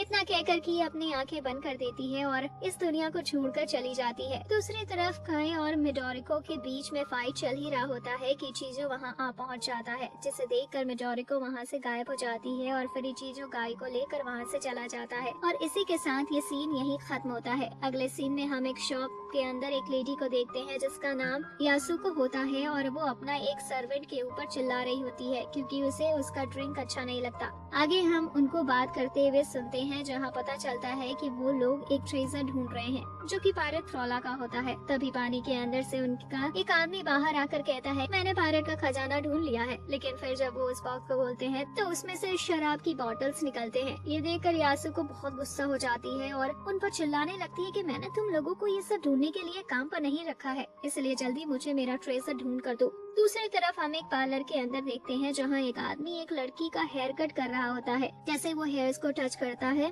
तो कहता है कि मुझे सिर्फ टच करने से ही पता चल चुका है कि तुम अपने बालों का अच्छे से ख्याल नहीं रखती हो, इसलिए उनकी हालत इतनी ज्यादा खराब है। फिर जब आगे वो आदमी हेयर कट खत्म करता है तो वो लड़की ये देखकर बहुत ज्यादा खुश होती है और उसकी तारीफ करती है, जिस पर वो आदमी कहता है कि हाँ, आखिर तुम्हारा हेयर कट मेरे जैसे जीनियस ने जो किया है। यहाँ हमें पता चलता है कि उसका नाम इजाई होता है। इस तरफ से उस शॉप के अंदर सब आपस में बात कर रहे थे और ये डिस्कस कर रहे थे कि ट्रेजर मिलने के बाद वो उसका क्या करेंगे। लेकिन तभी यासुको कहती है कि अपने हिस्से के ट्रेजर के बारे में सोचने से पहले उसे ढूंढ कर दिखाओ। तभी उनमें से एक आदमी कहता है कि मुझे पैसों में इंटरेस्ट नहीं है, एक आर्कियोलॉजिस्ट होने के नाते मुझे सिर्फ गल्लों के हैमर को देखना है। ये सुनकर यासुको से पूछती है कि ये गल्लों का हैमर क्या है, जिस पर वो आदमी कहता है कि ये एक लीजेंडरी वेपन है। माना जाता है कि पायरेट फ्रोला इसका मालिक था। इसका एग्जिस्टेंस ग्रीस के पुराने टाइम से स्टार्ट होता है। उस वक्त किंग के सामने 2 बार कॉम्बैट टूर्नामेंट होता था। जो भी उसका विनर बनता था उसको बहुत सम्मान और बहुत पैसे मिलते हैं। काफी नाइट्स ने वहाँ पर अपनी जान दांव पर लगाई थी। धीरे धीरे वहाँ एक अफवाह फैलने लगी कि विनर के पास हमेशा एक गैलोन का स्वॉर्ड रहता था। गैलोन के छोटी विलेज में ब्लैक स्मिथ था और उसने बहुत महान स्वॉर्ड्स को बनाया था। फिर एक दिन एक नाइट उससे मिलने आया। उस नाइट ने गैलो के स्वॉर्ड से टूर्नामेंट में जीत हासिल की थी, इसलिए गैलो को लगा कि वो उसे कोई इनाम देने वाला है। पर इनाम के बदले उस नाइट ने गैलो को मार डाला ताकि कोई और उसके बनाए स्वॉर्ड का इस्तेमाल न कर पाए। गैलो का बेटा वहीं पर था और अपने फादर की लाश के पास बैठकर दिन रात रोता रहता था। फिर जब एक दिन उसका रोना खत्म हुआ तो उसको एक अजीब आवाज सुनाई देने लगी। ये आवाज गैलो के हैमर से आ रही थी। वो उसे कहता है कि मेरा इस्तेमाल करो, मैं वो हूँ जिसने उन सभी स्वॉर्ड्स को बनाया है और मैं उन सब से ज्यादा पावरफुल हूँ। मेरी पावर्स का इस्तेमाल करके गैलो का बदला पूरा करो। उस लड़के ने उस हैमर की बात मानकर टूर्नामेंट में चल दिया और उसकी लड़ाई उसी नाइट के साथ हुई जिसने उसके फादर्स को मारा था। उस दिन उसने अपने सभी ओपोनेंट्स के स्वॉर्ड को तोड़कर विनर बनाया। लेकिन किंग को गैलोन के हैमर की पावर्स का डर था, इसीलिए किंग ने उसे खाने के लिए बुलाकर जहर दे दिया, जिसके असर से वो वहीं पर मर गया। लेकिन उस हैमर में भी जहर का असर हो गया था।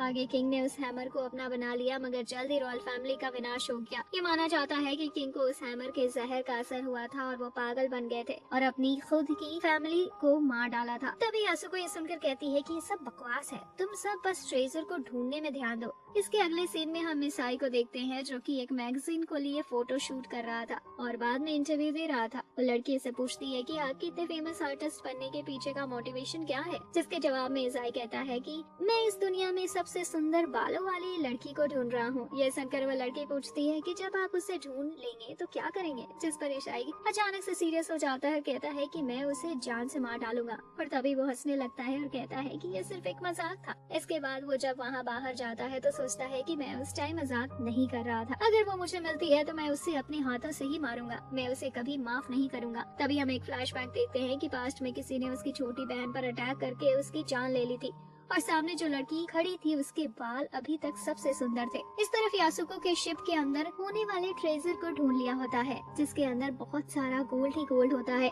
यासुको ये देखकर बहुत ज्यादा खुश हो जाती है। तभी एक आदमी कहता है कि मुझे कहीं भी गैलो का हैमर नहीं दिखा, जिस पर दूसरा आदमी कहता है कि मुझे यकीन है कि वो यही कहीं पास में ही होगा। तभी सब नोटिस करते हैं कि उनमें से एक आदमी गायब है, इसलिए यासुको जाकर चेक करने का डिसाइड करती है। पर तभी वह देखती है कि किसी ने उस आदमी को मार दिया होता है। दूसरी तरफ इसाई अपने पार्लर में एक नया कस्टमर का हेयर कट करने के लिए आता है, लेकिन जैसे ही वो उस लड़की के हेयर्स को टच करता है तो समझ आता है कि वही लड़की है जिसने पास्ट में उसकी बहन को मारा था। तभी वो लड़की कहती है कि लगता है हम दोनों एक दूसरे से कनेक्टेड हैं। खैर तुम अपना काम जारी रखो।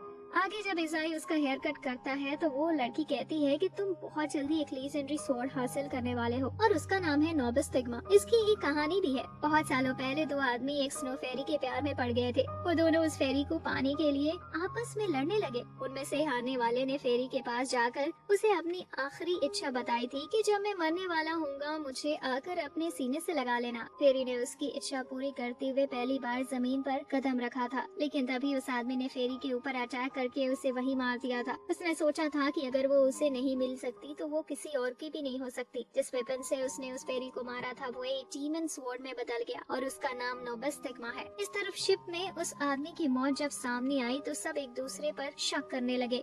यासुको कहती है कि जिसने भी उसे मारा है वो जरूर पूरे ट्रेजर को अपना बनाना चाहता होगा। तभी एक आदमी उनसे बहस करने अकेला सुराग ढूंढने चला जाता है, पर तभी उन्हें वहाँ किसी और के मरने की आवाज आती है और एक एक करके सब यासुको से दूर चले जाते हैं। यासुको जब सबको ढूंढते हुए आगे जाती है तो उसे बाकी सब भी मरे हुए मिलते हैं। तभी अचानक से उनमें से एक आदमी आकर यासुको का गला दबाने लगता है और कहता है कि मैं इस ट्रेजर को अपना बनाना चाहता हूँ। मगर तभी यासुको का सर्वेंट पीछे से उस आदमी पर अटैक करके यासुको को बचा लेता है। लेकिन फिर वह सर्वेंट कहता है कि अच्छा हुआ उस प्रोफेसर ने बाकी सबको मार दिया। इतना कहकर वह यासुको को मारने के लिए आगे बढ़ने लगता है और उसे शिप से नीचे फेंक देता है। यासुको जब पानी के अंदर जा रही थी तभी उसे एक आवाज सुनाई देती है कि तुम्हें डरने की जरूरत नहीं है, मुझे अपने इस हाथ में ले लो, मैं तुम्हें पावर्स दूंगा। और ये आवाज गैलो के हैमर से आ रही थी जो कि एक टूटे हुए शिप के अंदर था। दूसरी तरफ इसाई उस लड़की का पीछा करते करते एक सुनसान गली में पहुंच जाता है जहाँ वो उसके सामने आकर पूछता है कि तुमने मेरी बहन को क्यों मारा था, जिस पर वो लड़की जवाब देती है कि मुझे किसी को मारने के लिए कोई वजह की जरूरत नहीं है क्योंकि मैं एक वेपन हूँ। तभी ईसाई अपना गन निकाल कर उस पर फायर कर देता है, लेकिन उस लड़की पर इसका कोई असर नहीं होता और वो कहती है कि इस बॉडी के अंदर 2 वेपन्स हैं, इसलिए मैं एक वेपन तुम्हें देती हूँ। तभी वो अपना अंदर से निबस स्टिग्मा को निकाल कर ईसाई की बॉडी में डाल देती है। इस तरफ शिप में वो सर्वेंट अकेला होता है और मदद के लिए आसपास देख रहा होता है। तभी उसे दूर से एक शिप नजर आती है और वो आवाज देकर उसे बुलाने लगता है, लेकिन तभी पीछे से यासुको पानी से निकलकर शिप पर एक जंप करती है और उसके हाथ में गालों का हैमर होता है और तभी वो सर्वेंट पर अटैक कर देती है। दूसरी तरफ हम देखते हैं कि ईसाई जब अगले दिन हेयर कट कर रहा था तभी उसका हाथ कांपने लगता है और उसकी बॉडी उसके कंट्रोल से बाहर जाने लगती है। उसी वक्त उसका कस्टमर उसकी तरफ देखता है और कहता है कि तुम्हारे हाथ कांप रहे हैं। यहाँ हम देखते हैं कि कस्टमर और कोई नहीं बल्कि यासुको होती है। अब आगे हम देखते हैं कि शोसेडाई में वो लड़की निकी और मार्कस को एक वेपन कहानी बता रही थी। वो बताती है कि बहुत पहले एक विलेज में एक कनाटा नाम का आदमी रहता था। वो एक इंसान और फेरी का बेटा था। पैदा होने के बाद से ही उसकी नॉलेज और पावर्स इंसानों से काफी ऊपर थी। जब वो 18 साल का हुआ था तब उसकी मदर ने उसे हल्बर्ट नाम का वेपन दिया था, जो कि फेरी वर्ल्ड का एक एंशिएंट वेपन है। जब उस वेपन को जस्टिस के लिए इस्तेमाल किया जाता है तो वो अपने मालिक को महान शक्तियाँ देता है, लेकिन अगर बुराई के लिए इस्तेमाल किया जाता है तो उसके मालिक का विनाश होना तय है। कनाटा ने अपनी मदर की बात मानते हुए हल्बर्ट को सिर्फ जस्टिस के लिए इस्तेमाल किया और सबका हीरो बन गया। विलेज को बचाने के लिए उसने अकेले ही 100 दुश्मनों को खत्म कर दिया, लेकिन जब वो विलेज में वापस गया तो उसने देखा उसके लवर ने उसकी गैर मौजूदगी में एक दूसरे आदमी से शादी कर ली है। अपने लवर से धोखा खाने के बाद वो जलन से पागल हो गया और उन दोनों को ढूंढकर हल्बर्ट से उन्हें मार डाला। तभी हल्बर्ट का रंग बदल गया और कनाटा एक मासूम लोगों को मारने लगा। उसने एक एक करके सभी विलेजर्स को भी मार दिया जिसे ही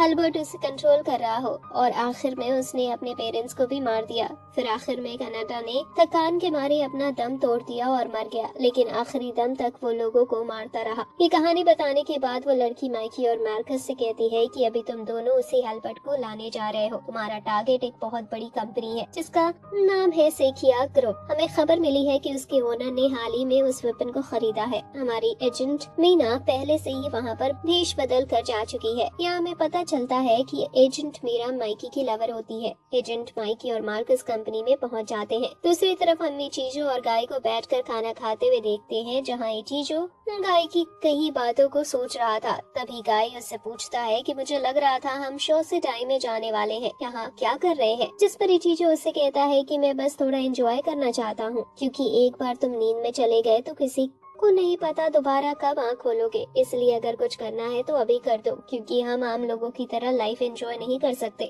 इसलिए हमें अपनी यादों को सहेज कर और खुश रहना होगा। इस तरफ हम देखते हैं कि माइकी उस कंपनी में पहुंचकर मीना से मिल रहा होता है और वो दोनों किस कर रहे होते हैं, जो देखकर मार्कस हैरान हो गया था। फिर मीना बताती है कि बेसमेंट में एक फ्लोर सिर्फ एग्जीक्यूटिव्स के लिए रिजर्व्ड है। वहीं पर एक सेफ के अंदर हल्बर्ट को रखा हुआ है, लेकिन केयरफुल रहना क्योंकि सिक्योरिटी बहुत ज्यादा टाइट है। इसके बाद वो दोनों लिफ्ट से बेसमेंट की तरफ जाने लगते हैं, जहां मार्कस पूछता है कि क्या तुम मीना को डेट कर रहे हो, जिस पर माइकी कहता है कि हाँ, प्लीज ये बात किसी को मत बताना। आगे वो लोग बेसमेंट में पहुंच जाते हैं, जहां पर एक सिक्योरिटी कैमरा होता है, लेकिन मार्कस अपने अजोट स्वॉर्ड का इस्तेमाल करके दोनों को डार्कनेस से कवर कर देता है, जिससे वो दोनों इनविजिबल हो जाते हैं और एक वॉशरूम के सीलिंग छुपकर सेफ के पास पहुंच जाते हैं। फिर जब वो नीचे आकर सेफ को ओपन करते हैं तो देखते हैं कि उसके अंदर एक और सेफ होता है और अब उन्हें एक सेकंड पासवर्ड की जरूरत थी। तभी मार्कस उस सेफ में अंदर झांक कर देखने की कोशिश करता है, जिससे वहाँ पर अलार्म बजने लगता है और जहरीले गैस निकलने लगते हैं। इस तरफ मीना उनके सेकंड पासवर्ड ढूंढने की कोशिश कर रही होती है, पर तभी पीछे से उस कंपनी का सीईओ मीना को देख लेता है और पूछता है कि तुम यहाँ क्या कर रही हो, जिस पर मीना झूठ बोल देती है कि मैं यहाँ पर मेडिसिन का स्टॉक चेक कर रही थी। लेकिन तभी वो आदमी मीना का हाथ पकड़ लेता है और कहता है कि मैं जानता हूँ तुम क्या ढूंढ रही हो, इसलिए मैं तुम्हें वो अभी दिखा देता हूँ। तभी मीना माइकी से कहती है कि हल्बर्ट सेफ के अंदर नहीं है और उसे हमारे प्लान के बारे में पहले से पता था। और तभी वो बहुत जोर से चिल्लाती है क्योंकि उस आदमी ने हल्बर्ट को बाहर निकाल लिया था और अब उसके ऊपर अटैक करने वाला था। वो उसे पकड़कर मारने वाला होता है कि माइकी दूर कर वहाँ आ जाता है। आगे माइकी और मार्कस दोनों उस पर अटैक करने के लिए खुद कूद जाते हैं, पर वो आदमी मीना को माइकी के ऊपर फेंक देता है और मीना को बचाने के चक्कर में माइकी हल्बर्ट से घायल हो जाता है। उसी वक्त मार्कस पीछे से उस आदमी पर अटैक करके उसे मार देता है, लेकिन एल्बर्ट अभी भी माइकी की बॉडी में होता है। जैसे वो आदमी मरता है, एल्बर्ट से आवाज आती है कि भले ही मेरा होस्ट मर जाए पर मैं हमेशा जिंदा रहता हूँ, अभी मैं तुम्हारे अंदर जिंदा रहूंगा। और इतने कहकर वो माइकी की बॉडी में चला जाता है। आगे मार्कस और मीना माइकी को लेकर बाहर आ जाते हैं, जहाँ माइकी बहुत ज्यादा इंजर्ड होता है, मगर तभी वो हंसते हुए कहता है कि तुम दोनों को डरने की जरूरत नहीं है, मैं एकदम ठीक हूँ। इसके बाद मार्कस उन दोनों को अकेले में स्पेस देकर वहाँ से चला जाता है। तभी हम देखते हैं कि माइकी के अंदर अब 2 वेपन्स थे जो कि उसकी बॉडी के लिए बहुत ज्यादा थे, और वो उसे अंदर से लोगों का खून करने के लिए बोल रहे थे, लेकिन माइकी उसे अपने अंदर दबा देता है और किसी तरह कंट्रोल कर रहा होता है। इसके बाद माइकी और मीना साथ में अम्यूजमेंट पार्क जाते हैं, जहाँ वो बहुत मजे करते हैं। फिर जब शाम को एक जगह पर बैठे हुए थे, माइकी को फिर से दोनों वेपन से लोगों को मारने के लिए आवाज आने लगती है, और इस बार वो अपने ऊपर कंट्रोल नहीं कर पाता और मीना को वहाँ से भाग जाने के लिए कहता है। पर तभी वो अपना बस खो देता है और उसके साथ में दोनों वेपन्स आ जाते हैं। दूसरी तरफ हम गाय और इचीजू को देखते हैं, जहाँ गाय इचीजू की बातों की सुनने के बाद सोच रहा था। तभी वो सोचता है कि मैंने अपनी लाइफ में जो भी देखा है वो सब इस स्वॉर्ड ने भी देखा है, जैसे कि ये मेरे ऊपर नजर रख रहा हो। उसी वक्त इचीजू कहता है कि अब हमें जाना होगा, ब्रेक का टाइम खत्म हो चुका है।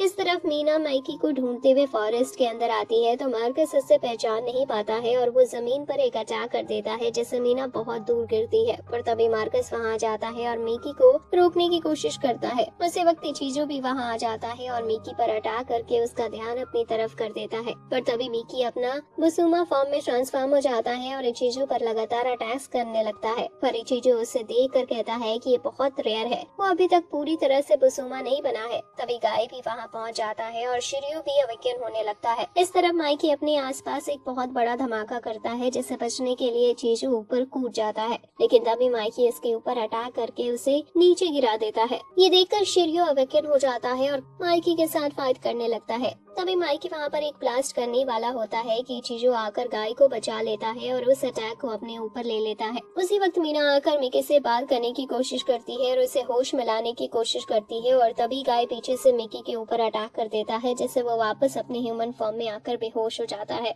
आगे जब उसका चेकअप होता है तो पता चलता है कि वो वापस से ह्यूमन में इसलिए आ पहुंचा क्योंकि वो अभी तक पूरी तरह से बुसुमा नहीं बना था, लेकिन अभी उसे कोल्ड स्लीप में रखकर भी कोई फायदा नहीं होगा, वो किसी भी वक्त बुसुमा में बदल सकता है, इसलिए हम बस उसे मारकर वेपन को वापस ले सकते हैं। अगले सीन में मीना उसका हाथ पकड़कर कहती है कि तुम चिंता मत करो, कोल्ड स्लीप में जाने के बाद वापस से ठीक हो जाओगे। जिस पर मिकी चैन की सांस लेता है और मीना के ऊपर अटैक करने के लिए उससे माफी मांगता है। इसके बाद मार्कस और मिकी दोनों कोल्ड कैप्सूल के अंदर चले जाते हैं, लेकिन जैसे ही मिकी का कैप्सूल बंद होता है, वहाँ पर एक पॉइजनस गैस निकलता है और मिकी की मौत हो जाती है। अगले सीन में हम दूसरे शिर्यो को देखते हैं, जो कि अभी रो रहा होता है। जिसके घर में वो शिर्यो होता है, उस लड़के का नाम शिन होता है। शिन अपने बटलर से शिर्यो को रोने के बारे में बताता है, जिस पर उसका बटलर कहता है कि मैंने सुना था शिर्यो का एक और थोड़ा कमजोर वर्जन भी अवेलेबल है। यह सुनकर शिन कहता है कि हो सकता है शिर्यो अपने भाई से मिलने के लिए रो रहा होगा। तभी एक मेड आकर शिन से कहती है कि आपके गेस्ट आ गए हैं। आगे शिन एक आदमी से कहता है कि अच्छा, तो तुम एक ऑर्फनेज बनाना चाहते हो? जिस पर वो आदमी कहता है कि हाँ,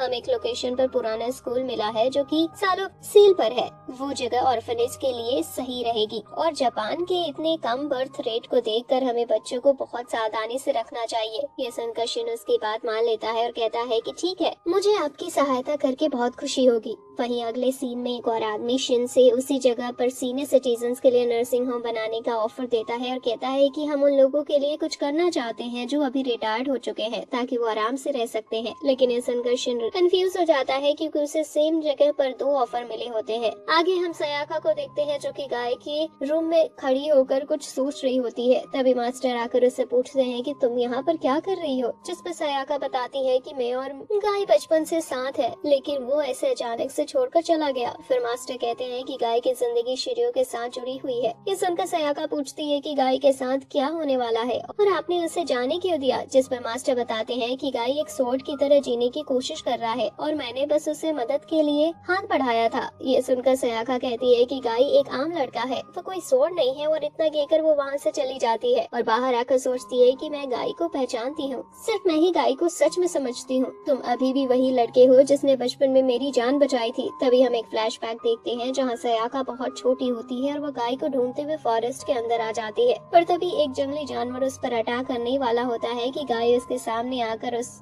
जानवर को भगा देता है, लेकिन इससे उसके हाथ में चोट आ जाती है और इसके बाद सयाका उसे लेकर घर आ जाती है। दूसरी तरफ हम गाय को देखते हैं जो कि एक जगह पर बैठा हुआ था। तभी चीजू उसके पास आता है, जिसे देखकर गाय कहता है कि क्या तुम्हें हॉस्पिटल नहीं जाना चाहिए, जिस पर चीजू कहता है कि नहीं, मैं ठीक हूँ। हम क्राइसलाइजेस से बहुत जल्दी हील हो जाते हैं। फिर गाय से पूछता है कि तुमने मुझे क्यों बचाया, जिस पर चीजू कहता है कि क्योंकि तुम कमजोर हो, बहुत ज्यादा कमजोर। क्या तुम किसी लड़की को पसंद करते हो? उस लड़की का नाम सयाका है ना? क्या ऐसा कोई है तुम जिसके साथ रहना चाहते हो? तो गाय कहता है कि नहीं, मैं हमेशा अकेला था और अकेला ही रहूंगा। यह सुनकर इचिजो कहता है कि तुम किसी से प्यार नहीं करते, किसी के साथ रहना नहीं चाहते, किसी को प्रोटेक्ट नहीं करना चाहते, जिसका मतलब तुम खुद को भी प्रोटेक्ट नहीं कर सकते और इसी वजह से तुम कमजोर हो। इस तरफ हम शिन को देखते हैं जो कि उन दोनों आदमियों के साथ उस पुराने स्कूल को देखने के लिए आया होता है, जहाँ वो दोनों आदमी ऑर्फनेज और रिटायरमेंट होम बनाने के लिए बहस करने लगते हैं। तभी शिन अपने स्केच बुक से वहाँ पर एक ड्राइंग बनाने लगता है और देखते ही देखते वो एक ऐसी ड्राइंग बना देता है जहाँ पर बच्चे और बूढ़े दोनों होते हैं। फिर वो उन दोनों आदमियों को बुलाकर अपनी ड्राइंग दिखाता है और कहता है कि ऑर्फनेज और रिटायरमेंट होम दोनों एक साथ में जोड़ सकते हैं, जहाँ बच्चों को बहुत सारा प्यार मिलेगा और सीनियर सिटीजन्स को भी ऐसा लगेगा जैसे वो उनके ग्रैंड चिल्ड्रन हो। ये सुनकर वो दोनों आदमी आपस में हाथ मिला लेते हैं और साथ में काम करने का तय करते हैं। अगले सीन में हम सयाका को देखते हैं जो कि अपने स्कूल में थी और अब भी खोई खोई रहती थी। उसके दोस्त नोटिस कर लेते हैं और उससे कहते हैं कि तुम आजकल बहुत उदास रहती हो, इसलिए चलो कहीं चलकर तुम्हारा माइंड फ्रेश करते हैं। क्यों ना हम उस टीवी में दिखाएं कि एक शॉप में चले, मैंने सुना था कि उसके शेफ को एक बहुत बड़ा अवार्ड मिला है। सयाका ये सुनकर मान जाती है और कहती है कि ठीक है, मैं भी तुम्हारे साथ चलूंगी। इसके बाद हम उसी बूढ़े आदमी को देखते हैं जो कुछ एपिसोड्स पहले चीजों को लेकर मास्टर के पास गया था। वैसे उसका नाम काइकित्सु होता है। वो एक आदमी से बात कर रहा था जिसका नाम काजुमा होता है और वो गाबी का हेड होता है। काइकित्सु कहता है कि मैं यहाँ सोइन के बारे में बात करने के लिए आया हूँ, जिस पर काजुमा कहता है कि मैं आपसे सोइन के बारे में माफी मांगना चाहता हूँ। ये शर्म की बात है कि वो अपने ही शहरों में छुपे हुए बसुमा को नहीं ढूंढ पाए। वैसे उस बसुमा का क्या हुआ? तो काइकित्सु कहता है कि वो बसुमा गाय से फाइट करने के बाद गायब हो गया और गाय शोशिताई के साथ चला गया। ये सुनकर काजुमा कहता है कि वो शोशिताई को वेपन्स का इस्तेमाल करता है, जिस पर काइकित्सु कहता है कि हाँ, और तुम्हें शोशिताई के बारे में ऐसा नहीं बोलना चाहिए क्योंकि तुम दोनों का मकसद एक है, तुम्हें साथ में काम करना चाहिए। ये सुनकर काजुमा कहता है कि वो लोग वेपन्स का इस्तेमाल करते हैं लेकिन हम नहीं करते। वेपन्स लोगों की जान लेने के लिए बनाए जाते हैं, जो भी उसका इस्तेमाल करता है उसका विनाश होना तय है, इसलिए हम उन शोशिताई से बहुत अलग हैं। अगले सीन में हम गाय और इचिजू को साथ में खाना खाते हुए देखते हैं, जहाँ गाय पूछता है कि तुम बुसुमा जाने से इतना डरते क्यों हो, जिस पर इचिजू कहता है कि बुसुमा बनने के बाद तुम बनकर नहीं रहते, अपना एग्जिस्टेंस खो देते हो, इसलिए उससे डरना नेचुरल है। ये सुनकर गाय कहता है कि मुझे ये समझ नहीं आता आखिर अपने आप से इतना लगाव क्यों है, जिस पर इचिजू कहता है कि यही बात, इसी वजह से तुम कमजोर हो। फिर इचिजू अपनी कहानी बताता है जहाँ बहुत पहले वो मिलिट्री में था। एक दिन फाइट के दौरान उसकी जान जाने वाली थी, पर तभी चक्रम ने पार देने का प्रॉमिस किया और कहा कि अगर तुम जिंदा रहना चाहते हो तो मुझे अपने हाथ में लो। और जब इचिजू चक्रम को पकड़ता है तो वो उसे सबको मार डालने के लिए कहता है, जो सुनकर इचिजू सभी दुश्मनों को एक अटैक में खत्म कर देता है और फिर अपने साथियों को मारने ही वाला होता है कि उसके पॉकेट से की पिक्चर गिर जाती है, जिसे देखकर उसे वापस से सब याद आ जाता है और वो अपने होश में आ जाता है। फिर इचिजू गाय से कहता है कि वेपन को तुम्हारा इस्तेमाल करने मत दो, बल्कि वेपन का इस्तेमाल करके अपने लोगों को प्रोटेक्ट करो, लेकिन तुम्हारे पास ऐसा कोई नहीं है, इसलिए तुम कमजोर हो। इस तरफ सयाका और उसके दोस्त शहर में केक शॉप के अंदर थे और खाना खा रहे थे और थोड़ी देर बाद अपने अपने घर के लिए निकल जाते हैं। तभी वहीं पास में शिन अपनी कार में जा रहा होता है, जहां एक लड़की को सबको एक पिटीशन पर साइन करते हुए देखता है और खुद उसकी मदद करने का तय करता है। आगे शिन सयाका को रोककर उसे पिटीशन पर साइन करने के लिए कहता है, जिस पर सयाका मान जाती है और साइन करके वहाँ से चली जाती है, लेकिन तभी कुछ लड़के उसे रोक लेते हैं और बदतमीजी करने लगते हैं। पर शिन उन लड़कों पर चिल्लाकर उन्हें रोक लेता है और उनसे भी पिटीशन पर साइन करने के लिए कहने लगता है, लेकिन वो लड़के उसकी बात न सुनकर उसे मारने लगते हैं, जिससे शिन इंजर्ड हो जाता है। आगे जब शिन अपनी आंखें खोलता है तो वो एक बेंच पर होता है, जहाँ सयाका उसके साइड में होती है। इस तरफ अब वो दो लड़के बाट में जा रहे होते हैं, जहाँ उन्हें सामने से एक लड़की आती दिखती है, पर वो लड़की और कोई नहीं बल्कि माइजोरिको होती है। जब वो माइजोरिको रिको को रोकते हैं और उनके साथ आने के लिए पूछते हैं। वो अपने अंदर से स्वॉर्ड निकालकर एक लड़के को वहीं मार देती है और दूसरा लड़का उससे बचकर भागते भागते सयाका और शिन के पास पहुंच जाता है। तभी वो लड़की उन दोनों पर भी अटैक करने वाली होती है कि गाय वहां आकर उसके अटैक को रोक लेता है, लेकिन शिन गाय के साथ को देखकर पहचान लेता है कि ये भी शिर्यू है। इस तरफ इचिजो गाय का इंतजार कर रहा होता है, मगर तभी पीछे से ज़ोल्टकिन आ जाता है। जहां इचिजो उस पर अटैक करने वाला होता है कि ज़ोल्टकिन वहां से गायब हो जाता है। दूसरी तरफ माइडो रिको गाय के ऊपर अटैक करने लगती है, पर तभी शिर्यू अवेकन हो जाती है और वो उसके सभी अटैक्स को रोककर माइडो रिको को इंजर्ड कर देती है। ये देखकर माइडो रिको वहां से भाग जाती है और गाय का हाथ नॉर्मल बन जाता है। तभी सयाका गाय के पास आती है और उसका इंजर्ड हाथ देखकर उसे वो टाइम याद आ जाता है जब बचपन में गाय उसे बचाते टाइम इंजर्ड हो गया था। सयाका उसे पकड़कर वापस घर जाने के लिए कहती है, लेकिन गाय पीछे मुड़कर वहां से जाने लगता है और कहता है कि मेरा कोई घर नहीं है, मैं अकेला ही ठीक हूँ। इसके बाद अगले सीन में हम देखते हैं कि सयाका के क्लासरूम में एक नया स्टूडेंट ट्रांसफर हुआ होता है जो कि शिन होता है। आगे हम देखते हैं कि शोसेडाई के अंदर मिनक के ऊपर एक ऑपरेशन करके उसे मार्कस के एक्स गर्लफ्रेंड का फेस दे दिया जाता है और मार्कस के बारे में सभी डेटा ट्रांसफर कर दिया जाता है। फिर जब वो होश में आती है तो उसे बताया जाता है कि तुम्हारा नाम अब से आया टकाकी है और तुम्हें मार्कस का चार्ज दिया जाता है। आगे मार्कस को कोल्ड स्लीप से बाहर निकाल लिया जाता है और उसकी बॉडी स्कैन करने से पता चलता है कि अभी इसका कोर बिल्कुल स्टेबल है। इसके बाद जब वो एक जगह बैठा हुआ था तभी आया उसके सामने है, जिसे देखकर मार्कस को लगता है कि ये उसकी एक्स गर्लफ्रेंड है। पर तभी आया बताती है कि मेरा नाम आया है और अब से मैं आपके चार्ज में हूँ। ये सुनकर मार्कस जब आया के फिगर देखता है तो समझ आता है कि उसकी एक्स गर्लफ्रेंड नहीं है। आगे आया उससे कुछ सवाल करती है और पूछती है कि क्या तुम अभी भी डरे हुए हो, जिस पर मार्कस कहता है कि हाँ, मुझे अभी भी यकीन नहीं हो रहा है कि मिकी के साथ क्या हुआ। वैसे मिकी कहाँ है, वो ठीक तो है ना? जिसके जवाब में आया बताती है कि हाँ, वो अभी कोल्ड स्लीप में होगा। ये सुनकर मार्कस चैन की सांस लेता है और बताता है कि मार्कस के बिना मैं अकेला पड़ जाऊंगा। जिस पर आया कहती है कि आज से मैं तुम्हारे साथ हूँ, तुम मुझसे कुछ भी शेयर कर सकते हो। पर मार्कस कहता है कि मुझे डर है कि मैं भी एक दिन बसुमा बन जाऊंगा। जिस पर आया कहती है कि फिक्र मत करो, सोशिराई कुछ भी करके तुम्हें बसुमा नहीं बनने देगी। इतना कहते हुए वो उसे हक कर लेती है और कहती है कि मैं कुछ भी करके तुम्हें प्रोटेक्ट जरूर करूंगी। जो सुन के उसे अपनी एक्स गर्लफ्रेंड की याद आ जाती है, क्योंकि उसने भी उसे हक करके बिल्कुल यही बात बोली थी, जिससे उसकी आंखों में आंसू आने लगते हैं।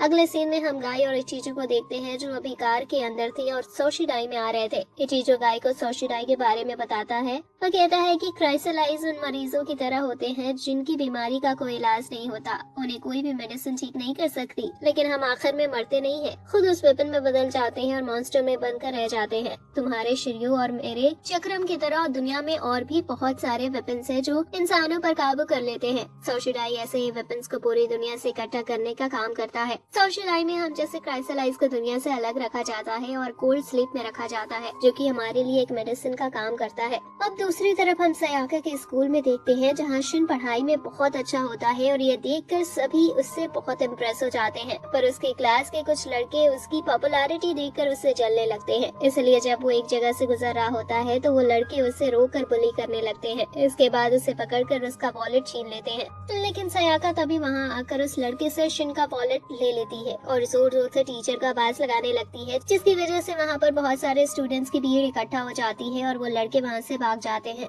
फिर सयाका उसे उसका वॉलेट लौटा देती है। आगे जब वो बैठकर बात कर रहे थे तभी शिन पूछता है कि क्या तुम उस लड़के को जानती हो जिसने कल हमें बचाया था? जिस पर सयाका कहती है कि हाँ, वो मेरा छोटे भाई टाइप का है और उसका नाम गाय है। अगले सीन में गाय और इचिजो सोशिडाई में पहुँच चुके थे, जहाँ पर वो लड़की गाय का वेलकम करती है और अपनी इंट्रोडक्शन देती है कि मैं क्योका हूँ और सोशिडाई के ब्रांच 3 की एडमिनिस्ट्रेटर हूँ। सोशिडाई में आने के लिए तुम्हारा शुक्रिया। इतना कहकर क्योका इचिजो से कहती है कि तुम्हें अभी के अभी कोल्ड स्लीप में जाने का ऑर्डर मिला है, जिस पर इचिजो साफ मना कर देता है। ये सुनकर क्योका कहती है कि तुम्हारी बॉडी अभी अपने लिमिट पर है और तुम किसी भी वक्त बुसुमा में बदल सकते हो, जिसके जवाब में इचिजो दोबारा कहता है कि मैं अभी कोल्ड स्लीप में नहीं जाने वाला, क्योंकि अभी भी एक काम है जो मुझे पूरा करना है। मैं एडमिनिस्ट्रेटर मेयोरा से मिला था। मुझे शुरू से लग रहा था कि मैंने तुम्हें पहले कभी देखा है, मगर अब मुझे याद आया कि तुम एडमिनिस्ट्रेटर मेयोरा की बेटी हो, है ना? तभी हम एक फ्लैशबैक देखते हैं कि जब एडमिनिस्ट्रेटर मेयोरा घर अपने लौट रही थी तो उसकी बेटी उसे गले लगाकर और वेलकम करती है और तभी बाहर से इचिजो ने उसे देखा होता है। फिर इचिजो कहता है कि मेयोरा को मैं संभाल लूंगा, हमें साथ में बहुत सारे काम किए हैं, इसलिए मैं उसके लिए इतना तो कर ही सकता हूँ, इसलिए मुझे तुम्हारे फादर, मेरा मतलब ज़ोल्टकिन से फाइट करने की इजाजत दो।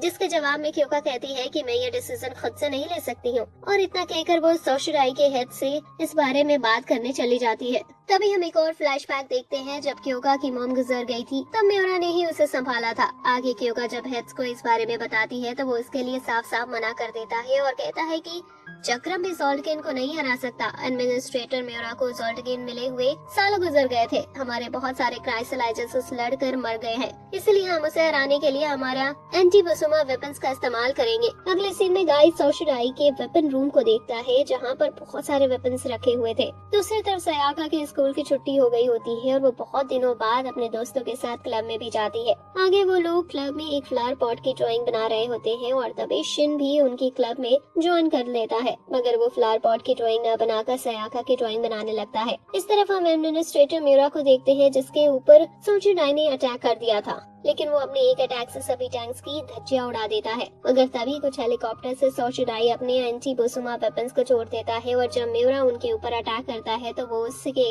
अटैक को रोक लेता है। तभी हम सोशिराई के अंदर देखते हैं जहाँ क्योका इस फाइट को देख रही होती है। उसी वक्त इचिजो उससे पूछता है कि क्या तुमने अपने बॉस को मेरे से लड़ने के बारे में पूछा, जिस पर क्योका चुप हो जाती है और कोई जवाब नहीं देती और एक फ्लैशबैक याद करती है जो कि वो बचपन में पियानो प्ले कर रही थी, तब उसे बार बार गलती हो रही थी और तभी म्यूरा आकर उसे प्ले करके दिखाती है, जो देख के वो बहुत खुश हो गई थी। और फिर इचिरो से कहती है कि मेरे डैड ने तुम्हारे बारे में मुझे एक बार बताया था। उन्होंने बोला था कि तुम एक कामचोर हो लेकिन भरोसे के लायक हो, इसलिए मैं अपने डैड को हमारे हाथों में सौंपती हूँ। जिस पर इचिरो गाय को लेकर उसका सामना करने चला आता है। और तभी क्योका एक और फ्लैशबैक याद करती है कि जब उसके डैड उसे छोड़कर जा रहे थे तब उसने आखिर बार उन्हें हक करके पूछा था कि आप जल्दी वापस आ जाएंगे ना, जिसके जवाब में उसके डैड ने बोला था कि हाँ बिल्कुल, मैं सिर्फ बिजनेस ट्रिप पर जा रहा हूँ। तभी इस तरफ म्यूरा से सारे एंटी बुसुमा वेपन्स को खत्म कर दिया था और उसी वक्त इचिजो और गाय उसके सामने पहुँच गए थे। इचिजो उससे कहता है कि हम आखिर फिर से मिल ही गए, क्या तुम्हें याद है कि जो साथ में ड्रिंक किया था? जिसके जवाब में कहता है कि तुम जिस म्यूरा से बात कर रहे हो वो अब इस दुनिया में नहीं है। इतना सुनने के बाद इचिजो उससे फाइट करने के पोजीशन में आ जाता है और गाय से कहता है कि थोड़ा पीछे हट जाओ और हमने जो प्रॉमिस किया था वो याद रखना। जिस पर गाय याद करता है कि जब वो कार के अंदर था तब इचिजो उससे कहता है कि मेरे पास अभी ज्यादा टाइम नहीं है। जो सुन के गाय पूछता है कि क्या इसका मतलब तुम भी बुसुमा में बदलने वाले हो? जिसका जवाब देते हुए इचिजो कहता है कि हाँ, और अगर ऐसा हुआ तो मैं चाहूंगा कि तुम मुझसे प्रॉमिस करो कि मुझे मारने वाले तुम ही होगे, जिसके लिए गाय मान जाता है। आगे इचिजो म्यूरा से पूछता है कि तुम्हें उस स्वॉर्ड को हासिल करने की क्या जरूरत थी? मुझे नहीं पता था कि तुम्हारे अंदर एक डार्कनेस है, पर तुम्हें किस चीज से डर था जो तुम्हें इस स्वॉर्ड को लेना पड़ा? तभी म्यूरा उसके ऊपर अटैक कर देती है, जिसे इचिजो और गाय रोक लेता है। फिर इचिजो उसके ऊपर अपने चक्रम से अटैक करने की कोशिश करता है, पर म्यूरा सॉल्टकैन की मदद से उन्हें बड़ी आसानी से हरा देता है। तभी हम एक फ्लैशबैक देखते हैं जहाँ म्यूरा ट्रेनिंग कर रहा होता है और इचिजो आकर उससे कहता है कि आगे कि अगर तुम्हें ट्रेनिंग करनी है तो हम ट्रेनिंग रूम में जाकर फाइट कर सकते हैं। जिसमें म्यूरा कहता है कि तुम्हारे जैसे क्राइसलाइज से लड़कर मुझे कुछ सीखने को नहीं मिलेगा। वैसे क्या तुम्हें डर नहीं लगता कि एक दिन तुम बुसुमा बन जाओगे? तो इचिजो कहता है कि इसमें अभी डरने की क्या जरूरत है, क्योंकि उसमें बहुत टाइम है और जब ये होगा तब तुम मुझे खत्म कर देना। जो सुनकर म्यूरा एक स्माइल करता है और हाँ में जवाब देता है और पूछता है कि अगर मैं कभी कंट्रोल से बाहर चला गया तो क्या तुम मुझे रोक लोगे? जिसके जवाब में इचिजो कहता है कि अगर ऐसा हुआ तो मैं तुम्हें बहुत जोर से पंच करूंगा। आगे हम प्रेजेंट में देखते हैं जहां म्यूरा और इचिजो के बीच में बहुत जोर से फाइट चल रही थी। अगले सीन में हम सयाका को देखते हैं जो अभी अपने क्लब का काम खत्म करके घर जाने के लिए निकल रही थी, मगर तभी शिन उसे रोक लेता है और उसकी बनाई हुई ड्राइंग दिखाता है। सयाका इसके लिए उसे थैंक यू कहती है और वहाँ से चली जाती है। दूसरी तरफ हम फिर से म्यूरा और इचिजो की फाइट देखते हैं जहाँ पे इचिजो को उसका सामना करने में मुश्किल हो रही थी। तभी वो एक अटैक करके सॉल्टकिन को अपने चक्र में पकड़ लेता है और एक आखिर अटैक करके उसका खेल खत्म करने वाला ही होता है, पर वो ये सहन नहीं कर पाता, जिसकी वजह से मेरा उसके अटैक से बच जाती है और उस पर अटैक करके इंजॉर्ड कर देता है। आगे मेरा अपने बुसुमा फॉर्म में आकर उसे मारने वाला होता है, मगर तभी गाय उसके अटैक को रोक लेता है और इचिरो से कहता है कि तुम अब ये अकेले नहीं कर सकते हो, इसलिए थोड़ी देर रेस्ट करो। आगे गाय मिरियम से फाइट करने लगता है, पर तभी हम देखते हैं कि एक दूसरा बुसुमा ऊपर हवा में उड़ते हुए उनके ऊपर नजर रख रहा होता है। इस तरफ गाय पहले मेरा के अटैक से बच जाता है, पर फिर मेरा उसे हराने लगता है। वो गाय पर एक खतरनाक अटैक करने वाला होता है कि पीछे से इचिरो उस पर अटैक करके उसे पीछे हवा में ले आता है और तभी गाय उसके ऊपर एक अटैक कर देता है, जिससे मेरा घायल होकर नीचे गिर जाता है। फिर इचिरो उस पर एक बहुत बड़ा अटैक करता है, साथ में गाय भी उसकी ऊपर अटैक करने के लिए आगे बढ़ जाता है, लेकिन उसी वक्त वो ऊपर से उन्हें देखने वाला बुसुमा मेरा के सामने आकर उसे बचा देता है और वो गाय को पीछे ढकेल देता है। फिर वो बुसुमा मेरा से कहता है कि तुम्हारा गुस्सा, अगर तुम अभी इनसे हार जाते हो तो ये बहुत शर्म की बात होगी। उसे देखकर मेरा खड़ा हो जाता है और कहता है कि मुझे जीतने के लिए तुम्हारी मदद की जरूरत नहीं है, और इतना कहकर वो वहाँ से गायब हो जाता है। फिर वो दूसरा बुसुमा गाय और चीजों की तरफ देखता है और उसे देखकर गाय सोचता है कि ये बाकी सभी बुसुमा से अलग क्यों है, इसकी पावर बाकी सबसे कई गुना ज्यादा है। तभी हम एक दूसरे सीन में देखते हैं कि काजुमो एक हिमिको को नाम की लड़की के सामने नील डाउन करके सोइन की मौत के बारे में बता रहा था। फिर वो कहता है कि आपके इस वाटरफॉल के नीचे ट्रेनिंग करने की कोई जरूरत नहीं है, जिसके जवाब में हिमिको उससे कहती है कि क्या तुम फील नहीं कर पा रहे हो, यहाँ से दूर जो लड़ाई चल रही है उसका ऑरा धीरे धीरे बढ़ता जा रहा है। ये कोई मामूली लड़ाई नहीं है, मैं अपने आप को इस वाटरफॉल में पवित्र बना रही थी ताकि ये इविल ऑरा का मेरे ऊपर कोई असर न हो। फिर इसके अगले सीन में हम सयाका को देखते हैं जो अपने घर पर आने के बाद शिन की दी हुई ड्राइंग खोलकर देखती है और देख कर कहती है कि जब से गाय गया है मैं ऐसे ही उदास दिखती हूँ। गाय, क्या हम दोबारा कभी नहीं मिलेंगे? मैं ये नहीं चाहती हूँ। इस तरफ हम गाय को देखते हैं जहाँ इचिजो गाय को बताता है कि ये कोई आम बुसुमा नहीं है, इसे ग्रिम्स द रिपर भी कहते हैं कि ये सबसे पहला बुसुमा है और सभी बुसुमा का मास्टर भी। मैं खुद इससे पहले बार देख रहा हूँ। तभी क्योंकि इचिजो को कॉल कर वहाँ से भाग जाने के लिए कहती है क्योंकि ये बहुत ज्यादा खतरनाक है। जो सुनकर इचिजो सोचता है कि मैं भाग सकता तो भाग जाता, लेकिन अभी मेरे पास भागने तक की ताकत नहीं है। फिर वो गाय से कहता है कि तुम मुझे यही छोड़कर भाग जाओ, लेकिन गाय उसकी बात नहीं सुनता। ये देखकर ग्रिम्स हंसने लगता है और कहता है कि मेरी ताकत के बारे में जानने के बाद भी तुम लड़ना चाहते हो, तुम्हारी हिम्मत की दाद देनी पड़ेगी। मैं तुम्हें एक बात बताना चाहता हूँ, बहुत जल्द इंसानों का समय खत्म होने वाला है और उसके बाद हम बुसुमा का समय शुरू होगा, इसलिए तुम्हें अपने इंसानी रूप से बाहर निकलकर हमें ज्वाइन करके इस दुनिया के पहले मेंबर में से एक बनना चाहिए। इसलिए यही सही टाइम है बुसुमा में ट्रांसफॉर्म होने का। इतना सुनते ही गाय उसके ऊपर अटैक करने के लिए चला जाता है और ये सीन यहीं पर कट हो जाता है। इस तरफ हम शिन को देखते हैं जो अपनी कंपनी के 10th एनिवर्सरी में आया हुआ होता है।